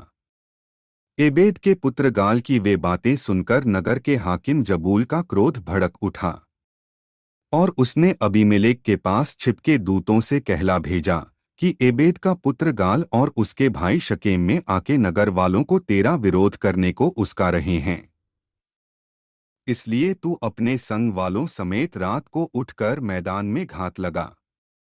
फिर बिहान को सवेरे सूर्य के निकलते ही उठकर इस नगर पर चढ़ाई करना, और जब वह अपने संग वालों समेत तेरा सामना करने को निकले तब जो तुझसे बन पड़े वही उससे करना। तब अबीमेलेक और उसके संग के सब लोग रात को उठ 4 झुंड बांधकर शकेम के विरुद्ध घात में बैठ गए। और एबेद का पुत्र गाल बाहर जाकर नगर के फाटक में खड़ा हुआ। तब अबीमेलेक और उसके संगी घात छोड़कर उठ खड़े हुए। उन लोगों को देखकर गाल जबूल से कहने लगा, देख, पहाड़ों की चोटियों पर से लोग उतरे आते हैं। जबूल ने उससे कहा, वह तो पहाड़ों की छाया है जो तुझे मनुष्यों के समान देख पड़ती है। गाल ने फिर कहा, देख, लोग देश के बीचों बीच होकर उतरे आते हैं, और एक झुंड मोन्नीम नाम बांज वृक्ष के मार्ग से चला आता है। जबूल ने उससे कहा, तेरी यह बात कहाँ रही कि अबीमेलेक कौन है कि हम उसके अधीन रहें? ये तो वे ही लोग हैं जिनको तूने निकम्मा जाना था, इसलिए अब निकलकर उनसे लड़। तब गाल शकेम के पुरुषों का अगुवा हो बाहर निकलकर अबीमेलेक से लड़ा, और अबीमेलेक ने उसको खदेड़ा, और अबीमेलेक के सामने से भागा, और नगर के फाटक तक पहुँचते पहुँचते बहुतेरे घायल होकर गिर पड़े। तब अबीमेलेक अरुमा में रहने लगा, और जबूल ने गाल और उसके भाइयों को निकाल दिया और शकेम में रहने न दिया। दूसरे दिन लोग मैदान में निकल गए, और यह अबीमेलेक को बताया गया। और उसने अपनी सेना के 3 दल बांधकर मैदान में घात लगाई, और जब देखा कि लोग नगर से निकले आते हैं, तब उन पर चढ़ाई करके उन्हें मार लिया। अबीमेलेक अपने संग के दलों समेत आगे दौड़कर नगर के फाटक पर खड़ा हो गया, और 2 दलों ने उन सब लोगों पर धावा करके जो मैदान में थे उन्हें मार डाला। उसी दिन अबीमेलेक ने नगर से दिन भर लड़कर उसको ले दिया और उसके लोगों को घात करके नगर को ढा दिया और उस पर नमक छिड़कवा दिया। यह सुनकर शकेम के गुम्मट के सब रहने वाले एलबरीत के मंदिर के गढ़ में जा घुसे। जब अबीमेलेक को यह समाचार मिला कि शकेम के गुम्मट के सब मनुष्य इकट्ठे हुए हैं, तब वह अपने सब संगियों समेत सल्मोन नाम पहाड़ पर चढ़ गया और हाथ में कुल्हाड़ी ले पेड़ों में से एक डाली काटी और उसे उठाकर अपने कंधे पर रख ली और अपने संग वालों से कहा कि जैसा तुमने मुझे करते देखा वैसा ही तुम भी झटपट करो। तब उन सब लोगों ने भी एक एक डाली काट ली और अबीमेलेक के पीछे हो उनको गढ़ पर डालकर गढ़ में आग लगाई। तब शकेम के गुम्मट के सब स्त्री पुरुष जो अटकल 1000 थे मर गए। तब अबीमेलेक ने तेबेस को जाकर उसके सामने डेरे खड़े करके उसको ले लिया। परंतु एक नगर के बीच एक दृढ़ गुम्मट था, सो क्या स्त्री पुरुष नगर के सब लोग भागकर उसमें घुसे और उसे बंद करके गुम्मट की छत पर चढ़ गए। तब अबीमेलेक गुम्मट के निकट जाकर उसके विरुद्ध लड़ने लगा और गुम्मट के द्वार तक गया कि उसमें आग लगाए। तब किसी स्त्री ने चली के ऊपर का पाट अबीमेलेक के सिर पर डाल दिया और उसकी खोपड़ी फट गई। तब उसने फट अपने हथियारों के ढोने वाले जवान को बुलाकर कहा, अपनी तलवार खींचकर मुझे मार डाल, ऐसा न हो कि लोग मेरे विषय में कहने पाएं कि उसको एक स्त्री ने घात किया। तब उसके जवान ने तलवार भोंक दी और वह मर गया। यह देखकर कि अबीमेलेक मर गया है, इस्राएली अपने अपने स्थान को चले गए। इस प्रकार जो दुष्ट काम अबीमेलेक ने अपने 70 भाइयों को घात करके अपने पिता के साथ किया था, उसको परमेश्वर ने उसके सिर पर लौटा दिया। और शकेम के पुरुषों के भी सब दुष्ट काम परमेश्वर ने उनके सिर पर लौटा दिए और यरूब्बाल के पुत्र योताम का शाप उन पर घट गया। अबीमेलेक के बाद इस्राएल के छुड़ाने के लिए तोला नाम एक इस्साकारी उठा। वह दोदो का पोता और पुआ का पुत्र था और एप्रैम के पहाड़ी देश के शामीर नगर में रहता था। वह 23 वर्ष तक इस्राएल का न्याय करता रहा, तब मर गया और उसको शामीर में मिट्टी दी गई। उसके बाद गिलादी याईर उठा। वह 22 वर्ष तक इस्राएल का न्याय करता रहा और उसके 30 पुत्र थे जो गधियों के 30 बच्चों पर सवार हुआ करते थे और उनके 30 नगर भी थे जो गिलाद देश में हैं और आज तक हब्बोत्याईर कहलाते हैं। और याईर मर गया और उसको कामोन में मिट्टी दी गई। तब इस्राएलियों ने फिर यहोवा की दृष्टि में बुरा किया, अर्थात बाल देवताओं और अश्तोरेत देवियों और आराम, सीदोन, मोआब, अम्मोनियों और पलिश्तियों के देवताओं की उपासना करने लगे और यहोवा को त्याग दिया और उसकी उपासना न की। तब यहोवा का क्रोध इस्राएल पर भड़का और उसने उन्हें पलिश्तियों और अम्मोनियों के अधीन कर दिया। और उस वर्ष ये इस्राएलियों को सताते और पीसते रहे। वरन यरदन पार एमोरियों के देश गिलाद में रहने वाले सब इस्राएलियों पर 18 वर्ष तक अंधेर करते रहे। अम्मोनी यहूदा और बिन्यामीन से और एप्रैम के घराने से लड़ने को यरदन पार जाते थे, यहाँ तक कि इस्राएल बड़े संकट में पड़ गया। तब इस्राएलियों ने यह कहकर यहोवा की दोहाई दी कि हमने जो अपने परमेश्वर को त्याग कर बाल देवताओं की उपासना की है, यह हमने तेरे विरुद्ध महापाप किया है। यहोवा ने इस्राएलियों से कहा, क्या मैंने तुमको मिस्रियों, एमोरियों, अम्मोनियों और पलिश्तियों के हाथ से न छुड़ाया था? फिर जब सीदोनी और अमालेकी और माओनी लोगों ने तुम पर अंधेर किया और तुमने मेरी दोहाई दी, तब मैंने तुमको उनके हाथ से भी न छुड़ाया। तो भी तुमने मुझे त्याग कर पराये देवताओं की उपासना की है, इसलिए मैं फिर तुमको न छुड़ाऊंगा। जाओ, अपने माने हुए देवताओं की दोहाई दो, तुम्हारे संकट के समय वे ही तुम्हें छुड़ाए। इस्राएलियों ने यहोवा से कहा, हमने पाप किया है, इसलिए जो कुछ तेरी दृष्टि में भला हो वही हमसे कर, परंतु अभी हमें छुड़ा। तब वे पराये देवताओं को अपने मध्य में से दूर करके यहोवा की उपासना करने लगे और वह इस्राएलियों के कष्ट के कारण खेदित हुआ। तब अम्मोनियों ने इकट्ठे होकर गिलाद में अपने डेरे डाले और इस्राएलियों ने भी इकट्ठे होकर मिस्पा में अपने डेरे डाले। तब गिलाद के हाकिम एक दूसरे से कहने लगे, कौन पुरुष अम्मोनियों से संग्राम आरंभ करेगा? वही गिलाद के सब निवासियों का प्रधान ठहरेगा। यिप्तह नाम गिलादी बड़ा शूरवीर था और वह वेश्या का बेटा था, और गिलाद से यिप्तह उत्पन्न हुआ था। गिलाद की स्त्री के भी बेटे उत्पन्न हुए, और जब वे बड़े हो गए तब यिप्तह को यह कहकर निकाल दिया कि तू तो पराई स्त्री का बेटा है, इस कारण हमारे पिता के घराने में कोई भाग न पाएगा। तब यिप्तह अपने भाइयों के पास से भागकर तोब देश में रहने लगा, और यिप्तह के पास लुच्चे मनुष्य इकट्ठे हो गए और उसके संग फिरने लगे। और कुछ दिनों के बाद अम्मोनी इसराइल से लड़ने लगे। जब अम्मोनी इसराइल से लड़ते थे, तब गिलाद के वृद्ध लोग यिप्तह को तोब देश से ले आने को गए और यिप्तह से कहा, चलकर हमारा प्रधान हो जा कि हम अम्मोनियों से लड़ सकें। यिप्तह ने गिलाद के वृद्ध लोगों से कहा, क्या तुमने मुझसे बैर करके मुझे मेरे पिता के घर से निकाल न दिया था? फिर अब संकट में पड़कर मेरे पास क्यों आए हो? गिलाद के वृद्ध लोगों ने यिप्तह से कहा, इस कारण हम अब तेरी ओर फिरे हैं कि तू हमारे संग चलकर अम्मोनियों से लड़े, तब तू हमारी ओर से गिलाद के सब निवासियों का प्रधान ठहरेगा।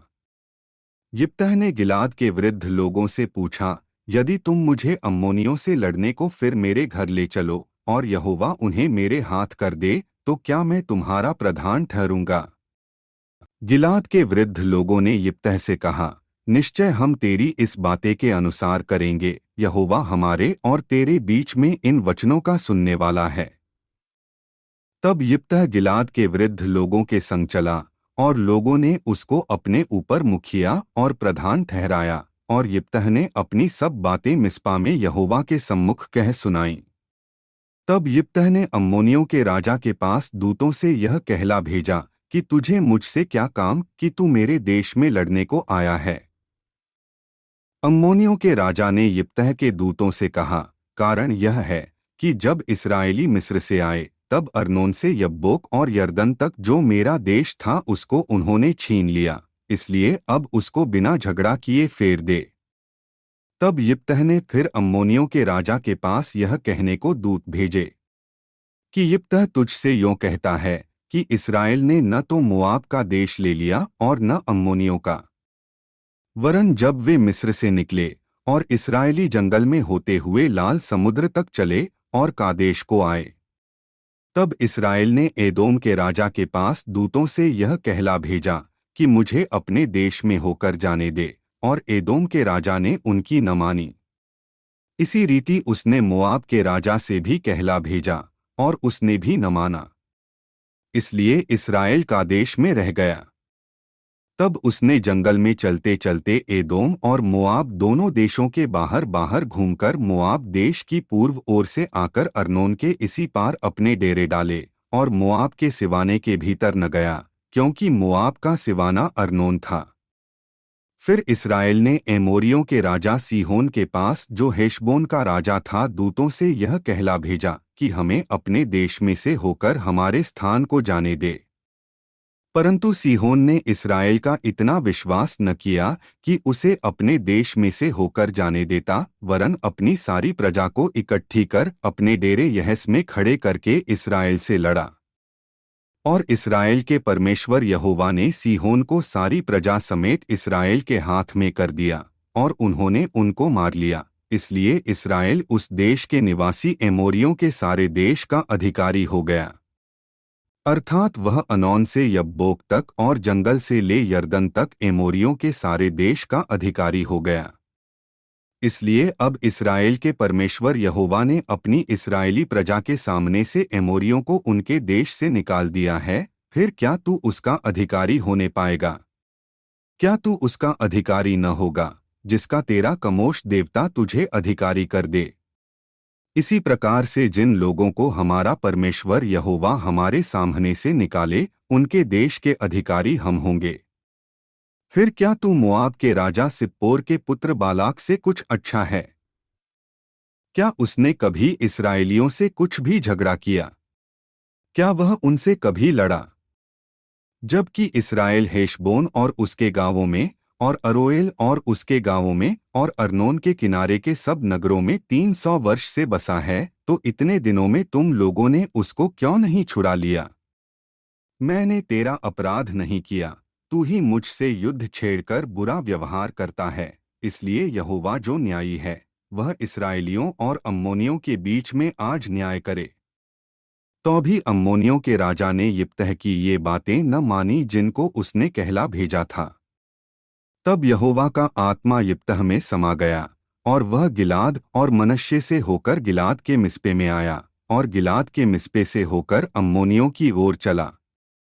और यिप्तह ने यह कहकर यहोवा की मन्नत मानी कि यदि तूने संदेह अम्मोनियों को मेरे हाथ में कर दे, तो जब मैं कुशल के साथ अम्मोनियों के पास से लौट आऊं, तब जो कोई मेरे भेंट के लिए मेरे घर के द्वार से निकले वह यहोवा का ठहरेगा, और मैं उसे होमबलि करके चढ़ाऊंगा। तब यिप्तह अम्मोनियों से लड़ने को उनकी ओर गया, और यहोवा ने उनको उसके हाथ में कर दिया। और वह अरोएर से ले मिन्नीत तक, जो 20 नगर हैं, वरन आबेल करामीम तक जीतते जीतते उन्हें बहुत बड़ी मार से मारता गया। और अम्मोनी इस्राएलियों से हार गए। जब यिप्तह मिस्पा को अपने घर आया, तब उसकी बेटी डफ बजाती और नाचती हुई उसकी भेंट के लिए निकल आई। वह उसकी एकलौती थी, उसको छोड़ उसके न तो कोई बेटा था और कोई न बेटी।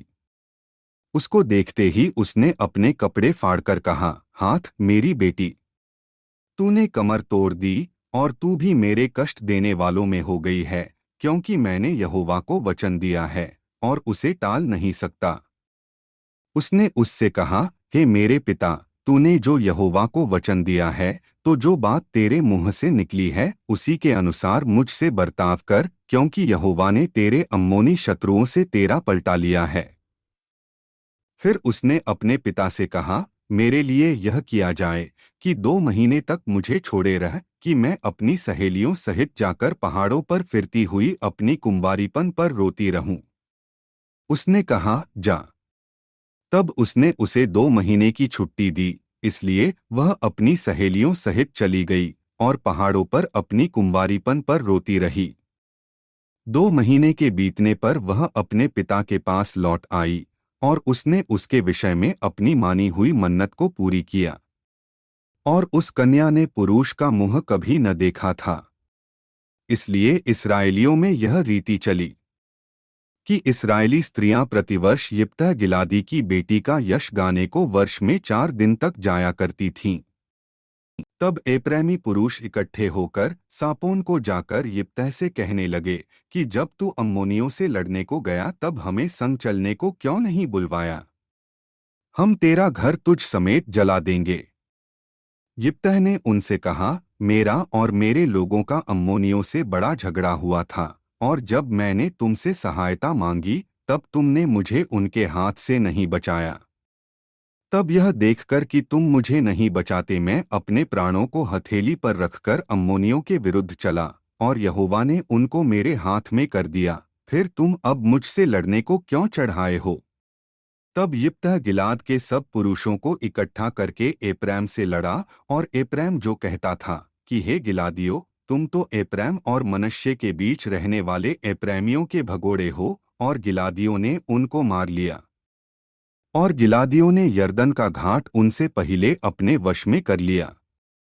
और जब कोई एप्रैमी भगोड़ा कहता कि मुझे पार जाने दो, तब गिलाद के पुरुष उससे पूछते थे, क्या तू एप्रैमी है? और यदि वह कहता नहीं, तो वह उससे कहते, अच्छा शिब्बोलेत कह। और वह कहता सिब्बोलेत, क्योंकि उससे वह ठीक बोला नहीं जाता था। तब वे उसको पकड़कर यरदन के घाट पर मार डालते थे। इस प्रकार उस समय 42,000 एप्रैमी मारे गए। यिप्तह 6 वर्ष तक इस्राएल का न्याय करता रहा। तब यिप्तह गिलादी मर गया, और उसको गिलाद के किसी नगर में मिट्टी दी गई।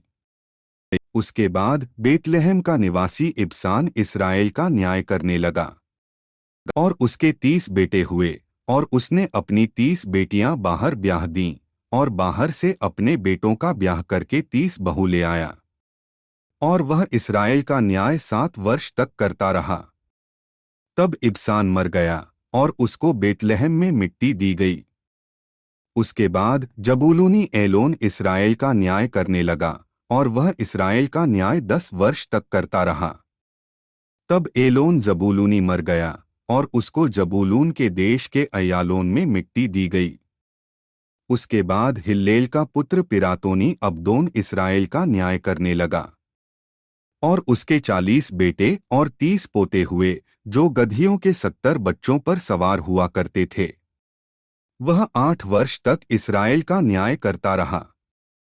तब हिल्लेल का पुत्र पिरातोनी अब्दोन मर गया और उसको एप्रैम के देश के पिरातोन में, जो अमालेकियों के पहाड़ी देश में है, मिट्टी दी गई। और इस्राएलियों ने फिर यहोवा की दृष्टि में बुरा किया, इसलिए यहोवा ने उनको पलिश्तियों के वश में 40 वर्ष के लिए रखा। दानियों के कुल का सोरावासी मानोह नाम एक पुरुष था, जिसकी पत्नी के बांझ होने के कारण कोई पुत्र न था। इस स्त्री को यहोवा के दूत ने दर्शन देकर कहा, सुन, बांझ होने के कारण तेरे बच्चा नहीं, परंतु अब तू गर्भवती होगी और तेरे बेटा होगा। इसलिए अब सावधान रह कि न तो तू दाखमधु और किसी भांति की मदिरा पिए और न कोई अशुद्ध वस्तु खाए, क्योंकि तू गर्भवती होगी और तेरे एक बेटा उत्पन्न होगा। और उसके सिर पर छुरा न फिरे, क्योंकि वह जन्म ही से परमेश्वर का नाज़ीर रहेगा और इस्राएलियों को पलिश्तियों के हाथ से छुड़ाने में वही हाथ लगाएगा। उस स्त्री ने अपने पति के पास जाकर कहा, परमेश्वर का एक जन मेरे पास आया था, जिसका रूप परमेश्वर के दूत का सा अति भययोग्य था, और मैंने उससे न पूछा कि तू कहाँ का है, और न उसने मुझे अपना नाम बताया। परंतु उसने मुझसे कहा, सुन, तू गर्भवती होगी और तेरे एक बेटा होगा। इसलिए अब न तो दाखमधु और किसी भांति की मदिरा पीना और न कोई अशुद्ध वस्तु खाना, क्योंकि वह लड़का जन्म से मरण के दिन तक परमेश्वर का नाज़ीर रहेगा। तब मानोह ने यहोवा से यह विनती की कि हे प्रभु, विनती सुन, परमेश्वर का वह जन जिसे तूने भेजा था फिर हमारे पास आए और हमें सिखलाए कि जो बालक उत्पन्न होने वाला है उससे हम क्या क्या करें। मानोह की यह बात परमेश्वर ने सुन ली, इसलिए जब वह स्त्री मैदान में बैठी थी और उसका पति मानोह उसके संग न था, तब परमेश्वर का वही दूत उसके पास आया। तब उस स्त्री ने झट दौड़कर अपने पति को यह समाचार दिया कि जो पुरुष उस दिन मेरे पास आया था उसी ने मुझे दर्शन दिया है। यह सुनते ही मानोह उठकर अपनी पत्नी के पीछे चला और उस पुरुष के पास आकर पूछा कि क्या तू वही पुरुष है जिसने इस स्त्री से बातें की थीं? उसने कहा, मैं वही हूँ। मानोह ने कहा, जब तेरे वचन पूरे हो जाएं तो उस बालक का कैसा ढंग और उसका क्या काम होगा? यहोवा के दूत ने मानोह से कहा, जितनी वस्तुओं की चर्चा मैंने इस स्त्री से की थी उन सब से यह परे रहे। यह कोई वस्तु जो दाखलता से उत्पन्न होती है न खाए, और न दाखमधु और किसी भांति की मदिरा पिए, और न कोई अशुद्ध वस्तु खाए। जो आज्ञा मैंने इसको दी थी उसी को माने। मानोह ने यहोवा के दूत से कहा, हम तुझको रोक लें कि तेरे लिए बकरी का एक बच्चा पकाकर तैयार करें। यहोवा के दूत ने मानोह से कहा, चाहे तू मुझे रोक रखे, परंतु मैं तेरे भोजन में से कुछ न खाऊंगा, और यदि तू होमबलि करना चाहे तो यहोवा ही के लिए कर। मानोह तो न जानता था कि यह यहोवा का दूत है। मानोह ने यहोवा के दूत से कहा, अपना नाम बता, इसलिए कि जब तेरी बातें पूरी हों तब हम तेरा आदर मान कर सकें। यहोवा के दूत ने उससे कहा, मेरा नाम तो अद्भुत है, इसलिए तू उसे क्यों पूछता है? तब मानोह ने अन्नबलि समेत बकरी का एक बच्चा लेकर चट्टान पर यहोवा के लिए चढ़ाया। तब उस दूत ने मानोह और उसकी पत्नी के देखते देखते एक अद्भुत काम किया। अर्थात जब लौ उस वेदी पर से आकाश की ओर उठ रही थी, तब यहोवा का दूत उस वेदी की लौ में होकर मानोह और उसकी पत्नी के देखते देखते चढ़ गया। तब वे भूमि पर मुंह के बल गिरे। परंतु यहोवा के दूत ने मानोह और उसकी पत्नी को फिर कभी दर्शन न दिया। तब मानोह ने जान लिया कि वह यहोवा का दूत था। तब मानोह ने अपनी पत्नी से कहा, हम निश्चय मर जाएंगे, क्योंकि हमने परमेश्वर का दर्शन पाया है। उसकी पत्नी ने उससे कहा, यदि यहोवा हमें मार डालना चाहता तो हमारे हाथ से होमबलि और अन्नबलि ग्रहण न करता, और न वह ऐसी सब बातें हमको दिखाता, और न वह इस समय हमें ऐसी बातें सुनाता। और उस स्त्री के एक बेटा उत्पन्न हुआ, और उसका नाम शिमशोन रखा, और वह बालक बढ़ता गया, और यहोवा उसको आशीष देता रहा। और यहोवा का आत्मा सोरा और एशताओल के बीच महनदान में उसको उभारने लगा। शिमशोन तिम्ना को गया, और तिम्ना में एक पलिश्ती स्त्री को देखा।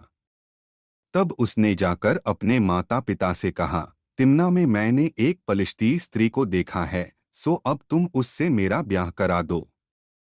उसके माता पिता ने उससे कहा, क्या तेरे भाइयों की बेटियों में व हमारे सब लोगों में कोई स्त्री नहीं है कि तू खतनाहीन पलिश्तियों में से स्त्री ब्याहने चाहता है? शिमशोन ने अपने पिता से कहा, उसी से मेरा ब्याह करा दे, क्योंकि मुझे वही अच्छी लगती है। उसके माता पिता न जानते थे कि यह बात यहोवा की ओर से होती है, कि वह पलिश्तियों के विरुद्ध दाव ढूंढता है। उस समय तो पलिश्ती इस्राएल पर प्रभुता करते थे। तब शिमशोन अपने माता पिता को संग ले तिम्ना को चलकर तिम्ना की दाख की बारी के पास पहुंचा। वहां उसके सामने एक जवान सिंह गर्जने लगा। तब यहोवा का आत्मा उस पर बल से उतरा, और यद्यपि उसके हाथ में कुछ न था, तो भी उसने उसको ऐसा फाड़ डाला जैसा कोई बकरी का बच्चा फाड़े। अपना यह काम उसने अपने पिता व माता को न बतलाया। तब उसने जाकर उस स्त्री से बातचीत की, और वह शिमशोन को अच्छी लगी। कुछ दिनों के बीतने पर वह उसे लाने को लौट चला, और उस सिंह की लोथ देखने के लिए मार्ग से मुड़ गया। तो क्या देखा कि सिंह की लोथ में मधुमक्खियों का एक झुंड और मधु भी है। तब वह उसमें से कुछ हाथ में लेकर खाते खाते अपने माता पिता के पास गया, और उनको यह बिना बताए कि मैंने इसको सिंह की लोथ में से निकाला है, कुछ दिया, और उन्होंने भी उसे खाया। तब उसका पिता उस स्त्री के यहाँ गया, और शिमशोन न जवानों की रीति के अनुसार वहां जेवनार की। उसको देखकर वे उसके संग रहने के लिए 30 संगियों को ले आए। शिमशोन ने उसने कहा, मैं तुमसे एक पहेली कहता हूँ, यदि तुम इस जेवनार के 7 दिनों के भीतर उसे बूझकर अर्थ बता दो तो मैं तुमको 30 कुर्ते और 30 जोड़े कपड़े दूंगा। और यदि तुम उसे न बता सको तो तुमको मुझे 30 कुर्ते और 30 जोड़े कपड़े देने पड़ेंगे। उन्होंने उससे कहा, अपनी पहेली कह कि हम उसे सुने।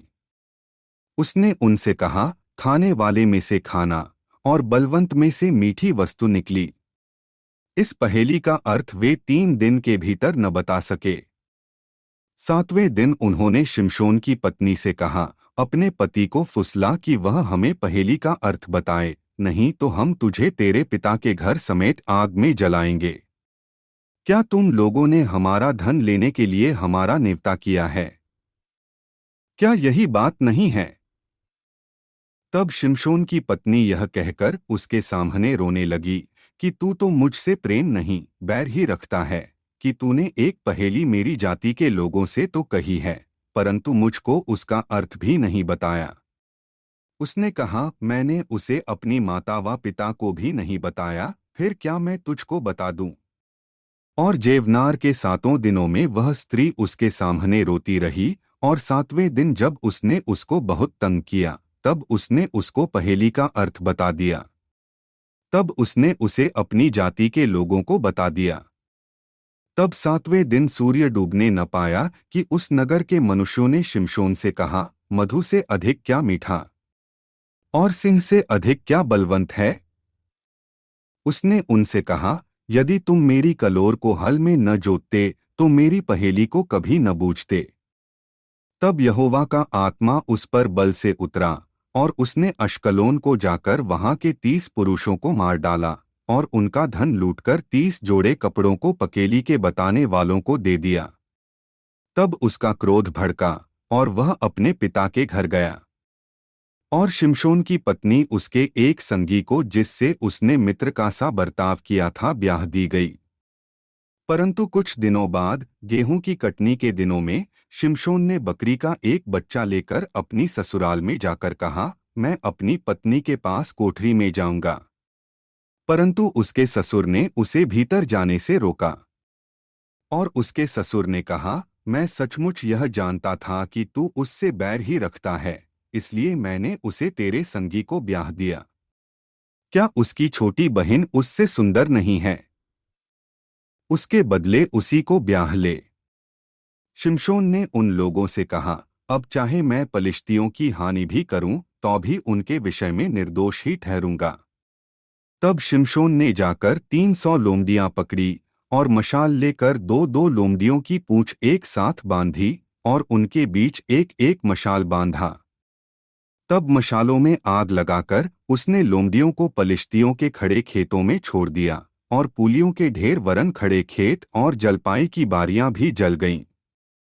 तब पलिश्ती पूछने लगे, यह किसने किया है? लोगों ने कहा, उस तिम्नी के दामाद शिमशोन ने यह इसलिए किया कि उसके ससुर ने उसकी पत्नी उसे संगी को ब्याह दी। तब पलिश्तियों ने जाकर उस पत्नी और उसके पिता दोनों को आग में जला दिया। शिमशोन ने उनसे कहा, तुम जो ऐसा काम करते हो, इसलिए मैं तुमसे पलटाले कर ही चुप रहूंगा। तब उसने उनको अति निठुरता के साथ बड़ी मार से मार डाला। तब जाकर एताम नाम चट्टान की एक दरार में रहने लगा। तब पलिश्तियों ने चढ़ाई करके यहूदा देश में डेरे खड़े किए और लही में फैल गए। तब यहूदी मनुष्यों ने उनसे पूछा, तुम हम पर क्यों चढ़ाई करते हो? उन्होंने उत्तर दिया, शिमशोन को बांधने के लिए चढ़ाई करते हैं कि जैसे उसने हमसे किया वैसे ही हम भी उससे करें। तब 3,000 यहूदी पुरुष एताम नाम चट्टान की दरार में जाकर शिमशोन से कहने लगे, क्या तू नहीं जानता कि पलिश्ती हम पर प्रभुता करते हैं? फिर तूने हमसे ऐसा क्यों किया है? उसने उनसे कहा, जैसा उन्होंने मुझसे किया था वैसा ही मैंने भी उनसे किया है। उन्होंने उससे कहा, हम तुझे बांधकर पलिश्तियों के हाथ में कर देने के लिए आए हैं। शिमशोन ने उनसे कहा, मुझसे यह शपथ खाओ कि तुम मुझ पर प्रहार न करोगे। उन्होंने कहा, ऐसा न होगा, हम तुझे कसकर उनके हाथ में कर देंगे, परंतु तुझे किसी रीति मार न डालेंगे। तब वे उसको 2 नई रस्सियों बांधकर उस चट्टान पर ले गए।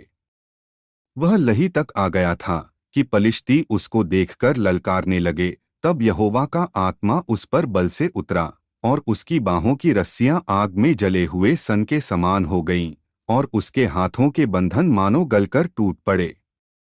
तब उसको गधे के जबड़े की एक नई हड्डी मिली और उसने हाथ बढ़ा उसे लेकर 1,000 पुरुषों को मार डाला। तब शिमशोन ने कहा, गधे के जबड़े की हड्डी से ढेर के ढेर लग गए, गधे के जबड़े की हड्डी ही से मैंने 1,000 पुरुषों को मार डाला। जब वह ऐसा कह चुका तब उसने जबड़े की हड्डी फेंक दी और उस स्थान का नाम रामतल ही रखा गया। तब उसको बड़ी प्यास लगी और उसने यहोवा को पुकार के कहा, तूने अपने दास से यह बड़ा छुटकारा कराया है, फिर क्या मैं अब प्यासों मर के उन खतनाहीन लोगों के हाथ में पड़ूं? तब परमेश्वर ने लही में ओखली सा गढ़ा कर दिया और उसमें से पानी निकलने लगा, और जब शिमशोन ने पिया तब उसके जी में जी आया और वह फिर ताजा दम हो गया। इस कारण उस सोते का नाम एनहक कोरे रखा गया, वह आज के दिन तक लही में है। शिमशोन तो पलिश्तियों के दिनों में 20 वर्ष तक इस्राएल का न्याय करता रहा। तब शिमशोन अज्जा को गया और वहां एक वेश्या को देखकर उसके पास गया। जब अज्जियों को इसका समाचार मिला कि शिमशोन यहाँ आया है, तब उन्होंने उसको घेर लिया और रात भर नगर के फाटक पर उसकी घात में लगे रहे और यह कहकर रात भर चुपचाप रहे कि बिहान को भोर होते ही हम उसको घात करेंगे। परंतु शिमशोन आधी रात तक पड़ा रहकर आधी रात को उठकर उसने नगर के फाटक के दोनों पल्लों और दोनों बाजुओं को पकड़कर बेंडों समेत उखाड़ लिया और अपने कंधों पर रखकर उन्हें उस पहाड़ की चोटी पर ले गया जो हेब्रोन के सामने है। इसके बाद वह सोरेक नाम नाले में रहने वाली दलीला नाम एक स्त्री से प्रीति करने लगा। तब पलिश्तियों के सरदारों ने उस स्त्री के पास जाके कहा, तू उसको फुसलाकर बूझ ले कि उसके महाबल का भेद क्या है और कौन उपाय करके हम उस पर ऐसे प्रबल हों कि उसे बांधकर दबा रखें, तब हम तुझे 11,1100 टुकड़े चांदी देंगे। तब दलीला ने शिमशोन से कहा, मुझे बता दे कि तेरे बड़े बल का भेद क्या है और किसी रीति से कोई तुझे बांधकर दबा रख सके। शिमशोन ने उससे कहा, यदि मैं 7 ऐसी नई नई तातों से बांधा जाऊं जो सुखाई न गई हों, तो मेरा बल घट जाएगा और मैं साधारण मनुष्य सा हो जाऊंगा। तब पलिश्तियों के सरदार दलीला के पास ऐसी नई नई 7 तातें ले गए जो सुखाई न गई थीं, और उनसे उसने शिमशोन को बांधा। उसके पास तो कुछ मनुष्य कोठरी में घात लगाए बैठे थे। तब उसने उससे कहा, हे शिमशोन, पलिश्ती तेरी घात में हैं। तब उसने तांतों को ऐसा तोड़ा जैसा सन का सूत आग में छूते ही टूट जाता है, और उसके बल का भेद न खुला। तब दलीला ने शिमशोन से कहा, सुन, तूने तो मुझसे छल किया और झूठ कहा है, अब मुझे बता दे कि तू किस वस्तु से बंध सकता है। उसने उससे कहा, यदि मैं ऐसी नई नई रस्सियों जो किसी काम में न आई हों कसकर बांधा जाऊं, तो मेरा बल घट जाएगा और मैं साधारण मनुष्य के समान हो जाऊंगा। तब दलीला ने नई नई रस्सियां लेकर और उसको बांधकर कहा, हे शिमशोन, पलिश्ती तेरी घात में हैं। कितने मनुष्य तो उस कोठरी में घात लगाए हुए थे। तब उसने उनको सूत की नाई अपनी भुजाओं पर से तोड़ डाला। तब दलीला ने शिमशोन से कहा, अब तक तू मुझसे छल करता और झूठ बोलता आया है, अब मुझे बता दे कि तू काहे से बंध सकता है। उसने कहा, यदि तू मेरे सिर की 7 लटें ताने में बुने तो बंध सकूंगा। सो उसने उसे खूंटी से जकड़ा।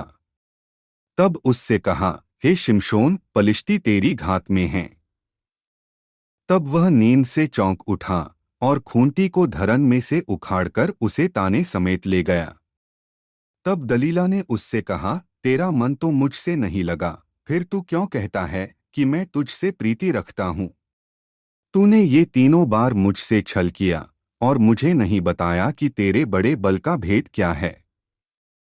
सो जब उसने हर दिन बातें करते करते उसको तंग किया और यहाँ तक हठ किया कि उसके नाकों में दम आ गया, तब उसने अपने मन का सारा भेद खोलकर उससे कहा, मेरे सिर पर छुरा कभी नहीं फिरा, क्योंकि मैं माँ के पेट ही से परमेश्वर का नाज़ीर हूँ। यदि मैं मूड़ा जाऊं तो मेरा बल इतना घट जाएगा कि मैं साधारण मनुष्य सा हो जाऊंगा।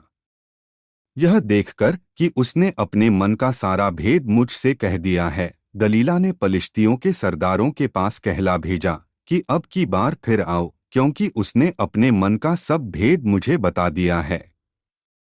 तब पलिश्तियों के सरदार हाथ में रुपया लिए हुए उसके पास गए। तब उसने उसको अपने घुटनों पर सुला रखा और एक मनुष्य बुलवाकर उसके सिर की 7 लटें मुंडवा डाली, और वह उसको दबाने लगी और वह निर्बल हो गया। तब उसने कहा, हे शिमशोन, पलिश्ती तेरी घात में हैं। तब वह चौंक कर सोचने लगा कि मैं पहले की नाई बाहर जाकर झटकूंगा। वह तो न जानता था कि यहोवा उसके पास से चला गया है। तब पलिश्तियों ने उसको पकड़कर उसकी आंखें फोड़ डालीं और उसे अज्जा को ले जाके पीतल की बेड़ियों से जकड़ दिया, और वह बंदीगृह में चक्की पीसने लगा। उसके सिर के बाल मुंड जाने के बाद फिर बढ़ने लगे। तब पलिश्तियों के सरदार अपने दागोन नाम देवता के लिए बड़ा यज्ञ और आनंद करने को यह कहकर इकट्ठे हुए कि हमारे देवता ने हमारे शत्रु शिमशोन को हमारे हाथ में कर दिया है। और जब लोगों ने उसे देखा, तब यह कहकर अपने देवता की स्तुति की कि हमारे देवता ने हमारे शत्रु और हमारे देश के नाश करने वाले को, जिसने हम में से बहुतों को मार भी डाला, हमारे हाथ में कर दिया है। जब उनका मन मगन हो गया, तब उन्होंने कहा, शिमशोन को बुलवा लो कि वह हमारे लिए तमाशा करे। इसलिए शिमशोन बंदीगृह में से बुलवाया गया और उनके लिए तमाशा करने लगा और खंभों के बीच खड़ा कर दिया गया। तब शिमशोन ने उस लड़के से जो उसका हाथ पकड़े था कहा, मुझे उन खंभों को जिनसे घर संभला हुआ है छूने दे कि मैं उस पर टेक लगाऊं। वह घर तो स्त्री पुरुषों से भरा हुआ था। पलिश्तियों के सब सरदार भी वहां थे और छत पर कोई 3,000 स्त्री पुरुष थे जो शिमशोन को तमाशा करते हुए देख रहे थे। तब शिमशोन ने यह कहकर यहोवा की दुहाई दी कि हे प्रभु यहोवा, मेरी सुधि ले। हे परमेश्वर, अब की बार मुझे बल दे कि मैं पलिश्तियों से अपनी दोनों आंखों का एक ही पलटा लूं। तब शिमशोन ने उन दोनों बीच वाले खंभों को जिनसे घर संभला हुआ था पकड़कर एक पर तो दाहिने हाथ से और दूसरे पर बाएं हाथ से बल लगा दिया। और शिमशोन ने कहा, पलिश्तियों के संग मेरा प्राण भी जाए। और वह अपना सारा बल लगाकर झुका। तब वह घर सब सरदारों और उसमें से सारे लोगों पर गिर पड़ा। सो जिनको उसने मरते समय मार डाला वे उनसे भी अधिक थे जिन्हें उसने अपने जीवन में मार डाला था। तब उसके भाई और उसके पिता के सारे घराने के लोग आए और उसे उठा कर ले गए और सोरा और एश्ताओल के मध्य अपने पिता मानोह की कब्र में मिट्टी दी। उसने इस्राएल का न्याय 20 वर्ष तक किया था। एप्रैम के पहाड़ी देश में मीका नाम एक पुरुष था। उसने अपनी माता से कहा, जो 1100 टुकड़े चांदी तुझ से ले लिए गए थे, जिनके विषय में तूने मेरे सुनते भी शाप दिया था, वे मेरे पास हैं, मैंने ही उनको ले लिया था। उसकी माता ने कहा, मेरे बेटे पर यहोवा की ओर से आशीष होए। जब उसने वे 1100 टुकड़े चांदी अपनी माता को फेर दिए, तब माता ने कहा, मैं अपनी ओर से अपने बेटे के लिए यह रुपया यहोवा को निश्चय अर्पण करती हूँ ताकि उससे एक मूरत खोदकर और दूसरी ढालकर बनाई जाए, सो अब मैं उसे तुझको फेर देती हूँ। जब उसने वह रुपया अपनी माता को फेर दिया, तब माता ने 200 टुकड़े ढलवैयों को दिए और उसने उनसे एक मूर्ति खोदकर और दूसरी ढालकर बनाई और वे मीका के घर में रहीं। मीका के पास एक देवस्थान था। तब उसने एक एपोद और कई एक गृहदेवता बनवाए और अपने एक बेटे का संस्कार करके उसे अपना पुरोहित ठहरा लिया। उन दिनों में इस्राएलियों का कोई राजा न था, जिसको जो ठीक सूझ पड़ता था वही वह करता था। यहूदा के कुल का एक जवान लेवीय यहूदा के बेतलेहम में परदेशी होकर रहता था। वह यहूदा के बेतलेहम नगर से इसलिए निकला कि जहां कहीं स्थान मिले वहां जा रहे। चलते चलते वह एप्रैम के पहाड़ी देश में मीका के घर पर आ निकला। मीका ने उससे पूछा, तू कहाँ से आता है? उसने कहा, मैं तो यहूदा के बेतलेहम से आया हुआ एक लेवीय हूँ और इसलिए चला जाता हूँ कि जहाँ कहीं ठिकाना मुझे मिले वहीं रहूं। मीका ने उससे कहा, मेरे संग रहकर मेरे लिए पिता और पुरोहित बन और मैं तुझे प्रति वर्ष 10 टुकड़े रुपए और एक जोड़ा कपड़ा और भोजन वस्तु दिया करूंगा।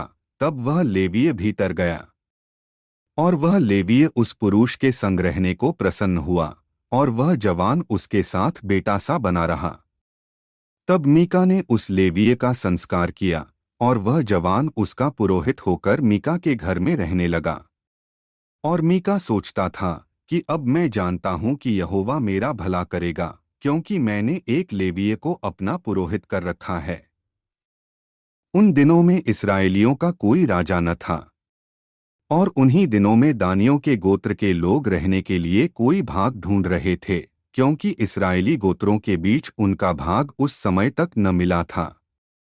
तब दानियों ने अपने सब कुल में से 5 शूरवीरों को सोरा और एश्ताओल से देश का भेद लेने और उसमें देखभाल करने के लिए यह कहकर भेज दिया कि जाकर देश में देखभाल करो। इसलिए वे एप्रैम के पहाड़ी देश में मीका के घर तक जाकर वहां टिक गए। जब वे मीका के घर के पास आए, तब उस जवान लेवीय का बोल पहचाना, इसलिए वहां मुड़कर उससे पूछा, तुझे यहाँ कौन ले आया और तू यहाँ क्या करता है और यहाँ तेरे पास क्या है? उसने उनसे कहा, मीका ने मुझसे ऐसा ऐसा व्यवहार किया है और मुझे नौकर रखा है और मैं उसका पुरोहित हो गया हूँ। उन्होंने उससे कहा, परमेश्वर से सलाह ले कि हम जान लें कि जो यात्रा हम करते हैं वह सफल होगी वा नहीं। पुरोहित ने उनसे कहा, कुशल से चले जाओ। जो यात्रा तुम करते हो वह ठीक यहोवा के सामने है। तब वे 5 मनुष्य चल निकले और लैश को जाकर वहां के लोगों को देखा कि सीदोनियों की नाई निडर, बेखटके और शांति से रहते हैं, और इस देश का कोई अधिकारी नहीं है जो उन्हें किसी काम में रोके, और ये सीदोनियों से दूर रहते हैं और दूसरे मनुष्यों से कुछ व्यवहार नहीं रखते। तब वे सोरा और एश्ताओल को अपने भाइयों के पास गए, और उनके भाइयों ने उनसे पूछा, तुम क्या समाचार ले आए हो? उन्होंने कहा, आओ हम उन लोगों पर चढ़ाई करें, क्योंकि हमने उस देश को देखा कि वह बहुत अच्छा है। तुम क्यों चुपचाप रहते हो? वहां चलकर उस देश को अपने वंश में कर लेने में आलस न करो। वहां पहुंचकर तुम निडर रहते हुए लोगों को और लंबा चौड़ा देश पाओगे, और परमेश्वर ने उसे तुम्हारे हाथ में दे दिया है। वह ऐसा स्थान है जिसमें पृथ्वी भर के किसी पदार्थ की घटी नहीं है। तब वहां से अर्थात सोरा और एश्ताओल से दानियों के कुल के 600 पुरुषों ने युद्ध के हथियार बांधकर प्रस्थान किया। उन्होंने जाकर यहूदा देश के किर्यत्यारीम नगर में डेरे खड़े किए। इस कारण उस स्थान का नाम महनेदान आज तक पड़ा है। वह तो किर्यत्यारीम के पश्चिम की ओर है। वहां से वे आगे बढ़कर एप्रैम के पहाड़ी देश में मीका के घर के पास आए। तब जो 5 मनुष्य लैश के देश का भेद लेने गए थे, वे अपने भाइयों से कहने लगे, क्या तुम जानते हो कि इन घरों में एक एपोद, कई एक गृहदेवता, एक खुदी और एक ढली हुई मूरत है। इसलिए अब सोचो कि क्या करना चाहिए। वे उधर मुड़कर उस जवान लेवीय के घर गए जो मीका का घर था, और उसका कुशल क्षेम पूछा। और वे 600 दानी पुरुष फाटक में हथियार बांधे हुए खड़े रहे। और जो 5 मनुष्य देश का भेद लेने गए थे, उन्होंने वहां घुसकर उस खुदी हुई मूरत और एपोद और गृहदेवताओं और ढली हुई मूरत को ले लिया, और वह पुरोहित फाटक में उन हथियार बांधे हुए 600 पुरुषों के संग खड़ा था। जब वे 5 मनुष्य मीका के घर में घुसकर खुदी हुई मूरत, एपोद, गृहदेवता और ढली हुई मूरत को ले आए थे, तब पुरोहित ने उनसे पूछा, यह तुम क्या करते हो? उन्होंने उससे कहा, चुप रह, अपने मुंह को हाथ से बंद कर, और हम लोगों के संग चलकर हमारे लिए पिता और पुरोहित बन। तेरे लिए क्या अच्छा है, यह कि एक ही मनुष्य के घराने का पुरोहित हो, वा यह कि इस्राएलियों के एक गोत्र और कुल का पुरोहित हो?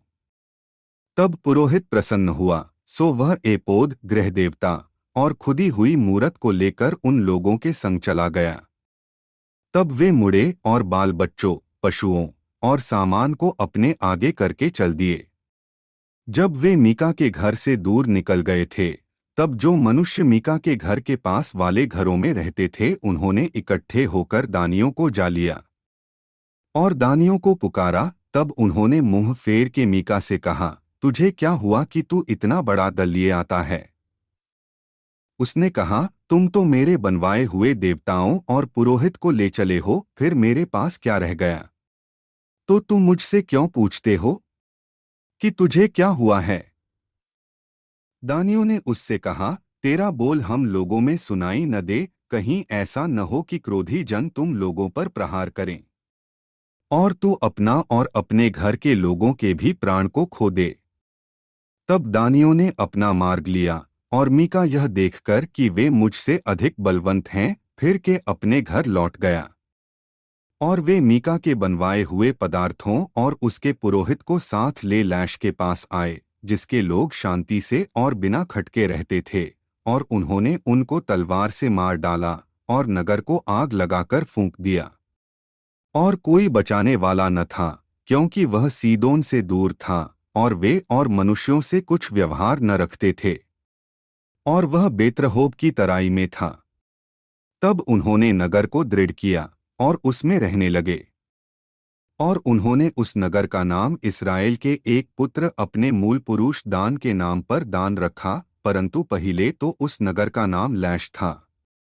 तब दानियों ने उस खुदी हुई मूरत को खड़ा कर लिया, और देश की बंधुआई के समय वह योनातान जो गेर्शोम का पुत्र और मूसा का पोता था, वह और उसके वंश के लोग दान गोत्र के पुरोहित बने रहे।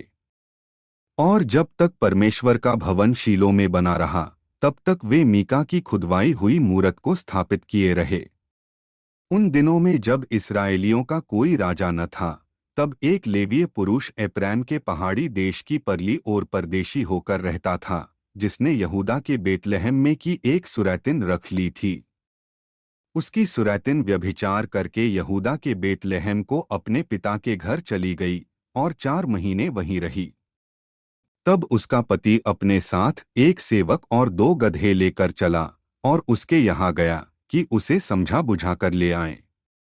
वह उसे अपने पिता के घर ले गई, और उस जवान स्त्री का पिता उसे देखकर उसकी भेंट से आनंदित हुआ।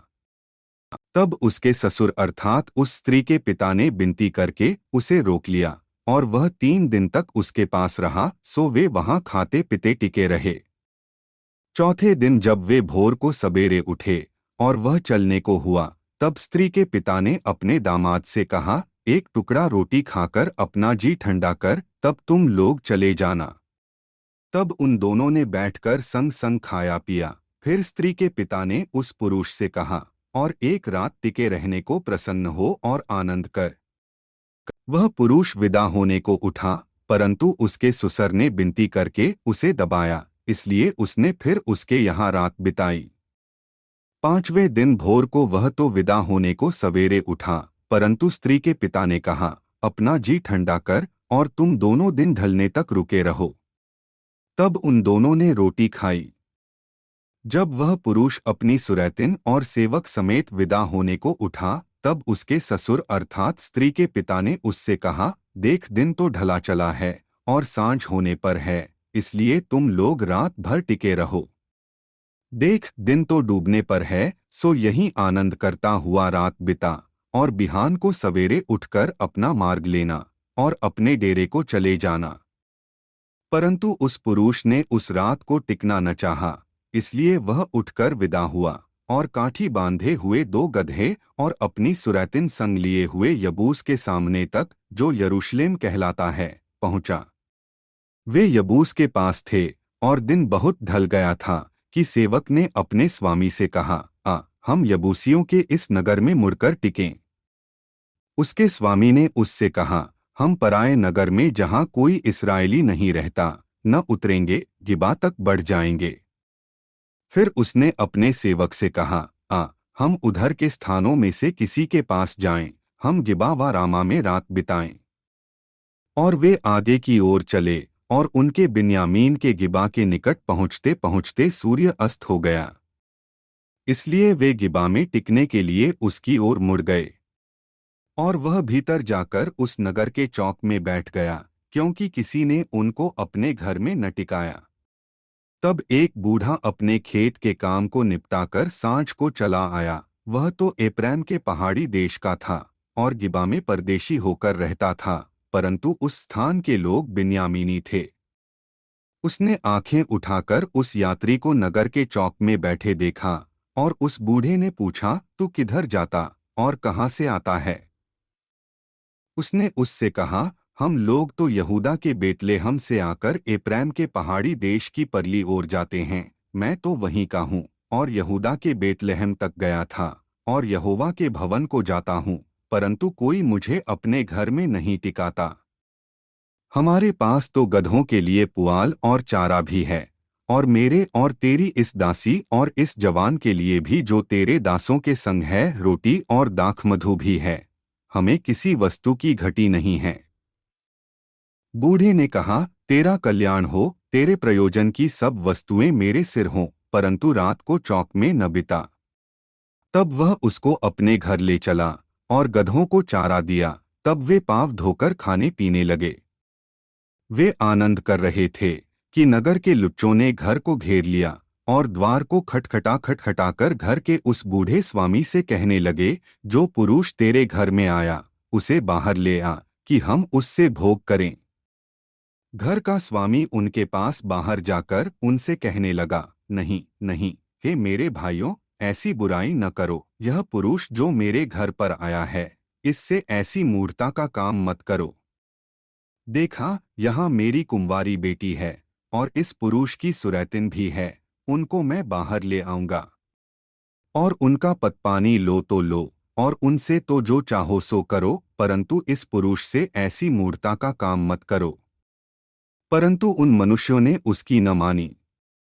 तब उस पुरुष ने अपनी सुरैतिन को पकड़कर उनके पास बाहर कर दिया और उन्होंने उससे कुकर्म किया और रात भर क्या भोर तक उससे लीला क्रीड़ा करते रहे और पह फटते ही उसे छोड़ दिया।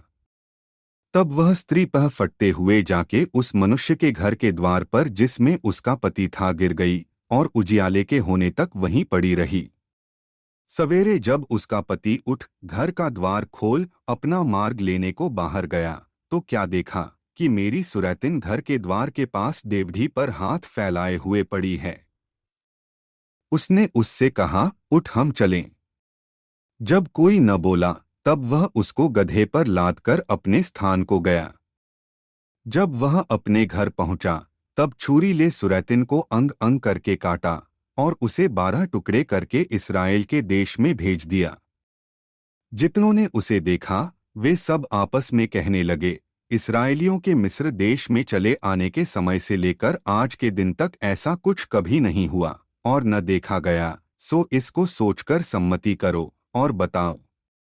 तब दान से लेकर बर्शेबा तक के सब इस्राएली और गिलाद के लोग भी निकले और उनकी मंडली एक मत होकर मिस्पा में यहोवा के पास इकट्ठी हुई।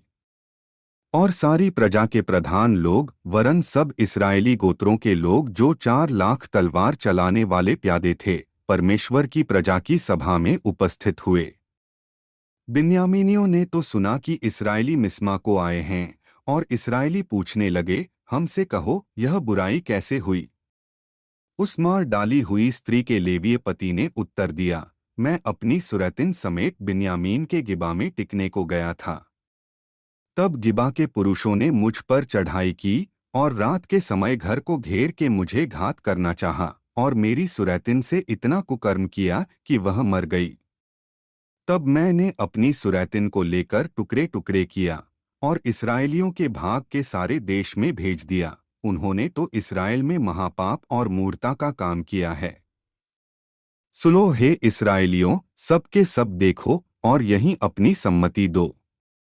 तब सब लोग एक मन हो उठकर कहने लगे, न तो हम में से कोई अपने डेरे जाएगा और न कोई अपने घर की ओर मुड़ेगा, परंतु अब हम गिबा से यह करेंगे, अर्थात हम चिट्ठी डाल डालकर उस पर चढ़ाई करेंगे। और हम सब इस्राएली गोत्रों में 100 पुरुषों में से 10 और 1000 पुरुषों में से 100 और 10,000 में से 1000 पुरुषों को ठहराएं कि वे सेना के लिए भोजन वस्तु पहुँचाएं, इसलिए कि हम बिन्यामीन के गिबा में पहुंचकर उसको उस मूर्खता का पूरा फल भुगता सकें जो उन्होंने इस्राएल में की है। तब सब इस्राएली पुरुष उस नगर के विरुद्ध एक पुरुष की नाई जुटे हुए इकट्ठे हो गए। और इस्राएली गोत्रियों में कितने मनुष्य यह पूछने को भेजे कि यह क्या बुराई है जो तुम लोगों में की गई है। अब उन गिबावासी लुच्चों को हमारे हाथ कर दो कि हम उनको जान से मार के इस्राएल में से बुराई नाश करें। परंतु बिन्यामीनियों ने अपने भाई इस्राएलियों की मानने से इनकार किया और बिन्यामीनी अपने अपने नगर में से आकर गिबा में इसलिए इकट्ठे हुए कि इस्राएलियों से लड़ने को निकलें।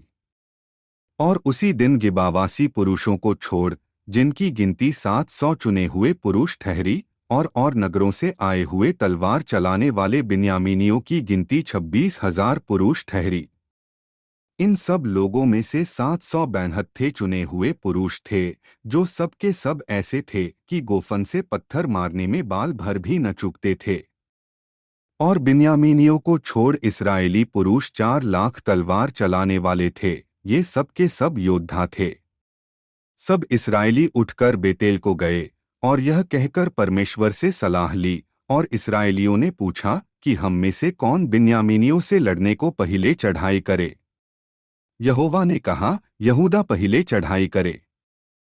तब इस्राएलियों ने बिहान को उठकर गिबा के सामने डेरे डाले।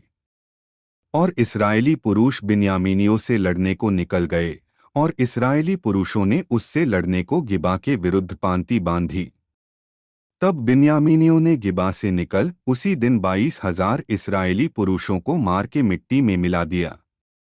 तो भी इस्राएली पुरुष लोगों ने हियाव बांधकर उसी स्थान में जहां उन्होंने पहले दिन पांति बांधी थी, फिर पांति बांधी। और इस्राएली जाकर सांझ तक यहोवा के सामने राते रहे, और यह कहकर यहोवा से पूछा कि क्या हम अपने भाई बिन्यामीनियों से लड़ने को फिर पास जाएं? यहोवा ने कहा, हाँ, उन पर चढ़ाई करो। तब दूसरे दिन इस्राएली बिन्यामीनियों के निकट पहुंचे। तब बिन्यामीनियों ने दूसरे दिन उनका सामना करने को गिबा से निकलकर फिर 18,000 इस्राएली पुरुषों को मार के, जो सब के सब तलवार चलाने वाले थे, मिट्टी में मिला दिया। तब सब इस्राएली वरन सब लोग बेतेल को गए और रोते हुए यहोवा के सामने बैठे रहे, और उस दिन सांझ तक उपवास किए रहे, और यहोवा को होमबलि और मेलबलि चढ़ाए। और इस्राएलियों ने यहोवा से सलाह ली। उस समय तो परमेश्वर का वाचा का संदूक वहीं था। और पीनहास, जो हारून का पोता और एलियाजर का पुत्र था, उन दिनों में उसके सामने हाजिर रहा करता था। उन्होंने पूछा, क्या मैं एक और बार अपने भाई बिन्यामीनियों से लड़ने को निकल जाऊं व उनको छोड़ूं? यहोवा ने कहा, चढ़ाई कर, क्योंकि कल मैं उनको तेरे हाथ में कर दूंगा। तब इस्राएलियों ने गिबा के चारों ओर लोगों को घात में बैठाया। तीसरे दिन इस्राएलियों ने बिन्यामीनियों पर फिर चढ़ाई की, और पहले की नाई गिबा के विरुद्ध पांति बांधी। तब बिन्यामीनी उन लोगों का सामना करने को निकले और नगर के पास से खींचे गए, और जो दो सड़क, एक बेतेल को और दूसरी गिबा को गई है, उनमें लोगों को पहले की नाई मारने लगे, और मैदान में कोई 30 इस्राएली मारे गए। बिन्यामीनी कहने लगे, वे पहले की नाई हमसे मारे जाते हैं। परंतु इस्राएलियों ने कहा, हम भागकर उनको नगर में से सड़कों में खींच ले आएं। तब सब इस्राएली पुरुषों ने अपने स्थान में उठकर बालतामार में पांति बांधी, और घात में बैठे हुए इस्राएली अपने स्थान से, अर्थात मारेगेवा से अचानक निकले। तब सब इस्राएलियों में से छांटे हुए 10,000 पुरुष गिबा के सामने आए, और घोर लड़ाई होने लगी, परंतु वे न जानते थे कि हम पर विपत्ति अभी पड़ा चाहती है। तब यहोवा ने बिन्यामीनियों को इस्राएल से हरवा दिया, और उस दिन इस्राएलियों ने 25,100 बिन्यामीनी पुरुषों को नाश किया, जो सब के सब तलवार चलाने वाले थे। तब बिन्यामीनियों ने देखा कि हम हार गए, और इस्राएली पुरुष उन घातकों पर भरोसा करके, जिन्हें उन्होंने गिबा के साथ बैठाया था, बिन्यामीनियों के सामने से चले गए। परंतु घातक लोग फुर्ती करके गिबा पर झपट गए, और घातकों ने आगे बढ़कर कुल नगर को तलवार से मारा। इस्राएली पुरुषों और घातकों के बीच तो यह चिन्ह ठहराया गया था कि वे नगर में से बहुत बड़ा धुएं का खंभा उठाएं। इस्राएली पुरुष तो लड़ाई में हटने लगे, और बिन्यामीनियों ने यह कहकर कि निश्चय वे पहली लड़ाई की नाई हमसे हारे जाते हैं, इस्राएलियों को मार डालने लगे, और 31 पुरुषों को घात किया। परंतु जब वह धुएं का खंभा नगर में से उठने लगा, तब बिन्यामीनियों ने अपने पीछे जो दृष्टि की तो क्या देखा कि नगर का नगर धुआं होकर आकाश की ओर उड़ रहा है। तब इस्राएली पुरुष घूमे, और बिन्यामीनी पुरुष यह देखकर घबरा गए कि हम पर विपत्ति आ पड़ी है। इसलिए उन्होंने इस्राएली पुरुषों को पीठ दिखाकर जंगल का मार्ग लिया, परंतु लड़ाई उनसे होती ही रह, और जो और नगरों में से आए थे उनको इस्राएली रास्ते में नाश करते गए। उन्होंने बिन्यामीनियों को घेर लिया और उन्हें खदेड़ा। वे मनुहा में वरन गिबा के पूर्व की ओर तक उन्हें लताड़ते गए। और बिन्यामीनियों में से 18,000 पुरुष जो सब के सब शूरवीर थे मारे गए। तब वे घूमकर जंगल में की रिम्मोन नाम चट्टान की ओर तो भाग गए, परंतु इस्राएलियों ने उनसे 5,000 को बीनकर सड़कों में मार डाला। फिर गिदोम तक उनके पीछे पड़ के उनमें से 2,000 पुरुष मार डाले। तब बिन्यामीनियों में से जो उस दिन मारे गए वे 25,000 तलवार चलाने वाले पुरुष थे और थे सब शूरवीर थे। परंतु 600 पुरुष घूमकर जंगल की ओर भागे और रिम्मोन नाम चट्टान में पहुंच गए और 4 महीने वहीं रहे। तब इस्राएली पुरुष लौटकर बिन्यामीनियों पर लपके और नगरों में क्या मनुष्य क्या पशु क्या जो कुछ मिला सबको तलवार से नाश कर डाला और जितने नगर उन्हें मिले उन सबों को आग लगाकर फूंक दिया। इस्राएली पुरुषों ने तो मिस्पा में शपथ खाकर कहा था कि हम में कोई अपनी बेटी किसी बिन्यामीनी को न ब्याह देगा। वे बेतेल को जाकर सांझ तक परमेश्वर के सामने बैठे रहे और फूट फूट कर बहुत रोते रहे और कहते थे, हे इस्राएल के परमेश्वर यहोवा, इस्राएल में ऐसा क्यों होने पाया कि आज इस्राएल में एक गोत्र की घटी हुई है। फिर दूसरे दिन उन्होंने सवेरे उठ वहां वेदी बनाकर होमबलि और मिलबलि चढ़ाए। तब इस्राएली पूछने लगे, इस्राएल के सारे गोत्रों में से कौन है जो यहोवा के पास सभा में न आया था। उन्होंने तो भारी शपथ खाकर कहा था कि जो कोई मिस्पा को यहोवा के पास न आए वह निश्चय मार डाला जाएगा। तब इस्राएली अपने भाई बिन्यामीन के विषय में यह कहकर पछताने लगे कि आज इस्राएल में से एक गोत्र कट गया है। हमने जो यहोवा की शपथ खाकर कहा है कि हम उन्हें अपनी किसी बेटी को न ब्याह देंगे, इसलिए बचे हुओं को स्त्रियां मिलने के लिए क्या करें। जब उन्होंने यह पूछा कि इस्राएल के गोत्रों में से कौन है जो मिस्पा को यहोवा के पास न आया था, तब यह मालूम हुआ कि गिलादी यावेश से कोई छावनी में सभा को न आया था। अर्थात जब लोगों की गिनती की गई तब यह जाना गया कि गिलादी यावेश के निवासियों में से कोई यहाँ नहीं है। इसलिए मंडली ने 12,000 शूरवीरों को वहां यह आज्ञा देकर भेज दिया कि तुम जाकर स्त्रियों और बाल बच्चों समेत गिलादी यावेश को तलवार से नाश करो। और तुम्हें जो करना होगा वह यह है कि सब पुरुषों को और जितनी स्त्रियों ने पुरुष का मुंह देखा हो उनको सत्यानाश कर डालना।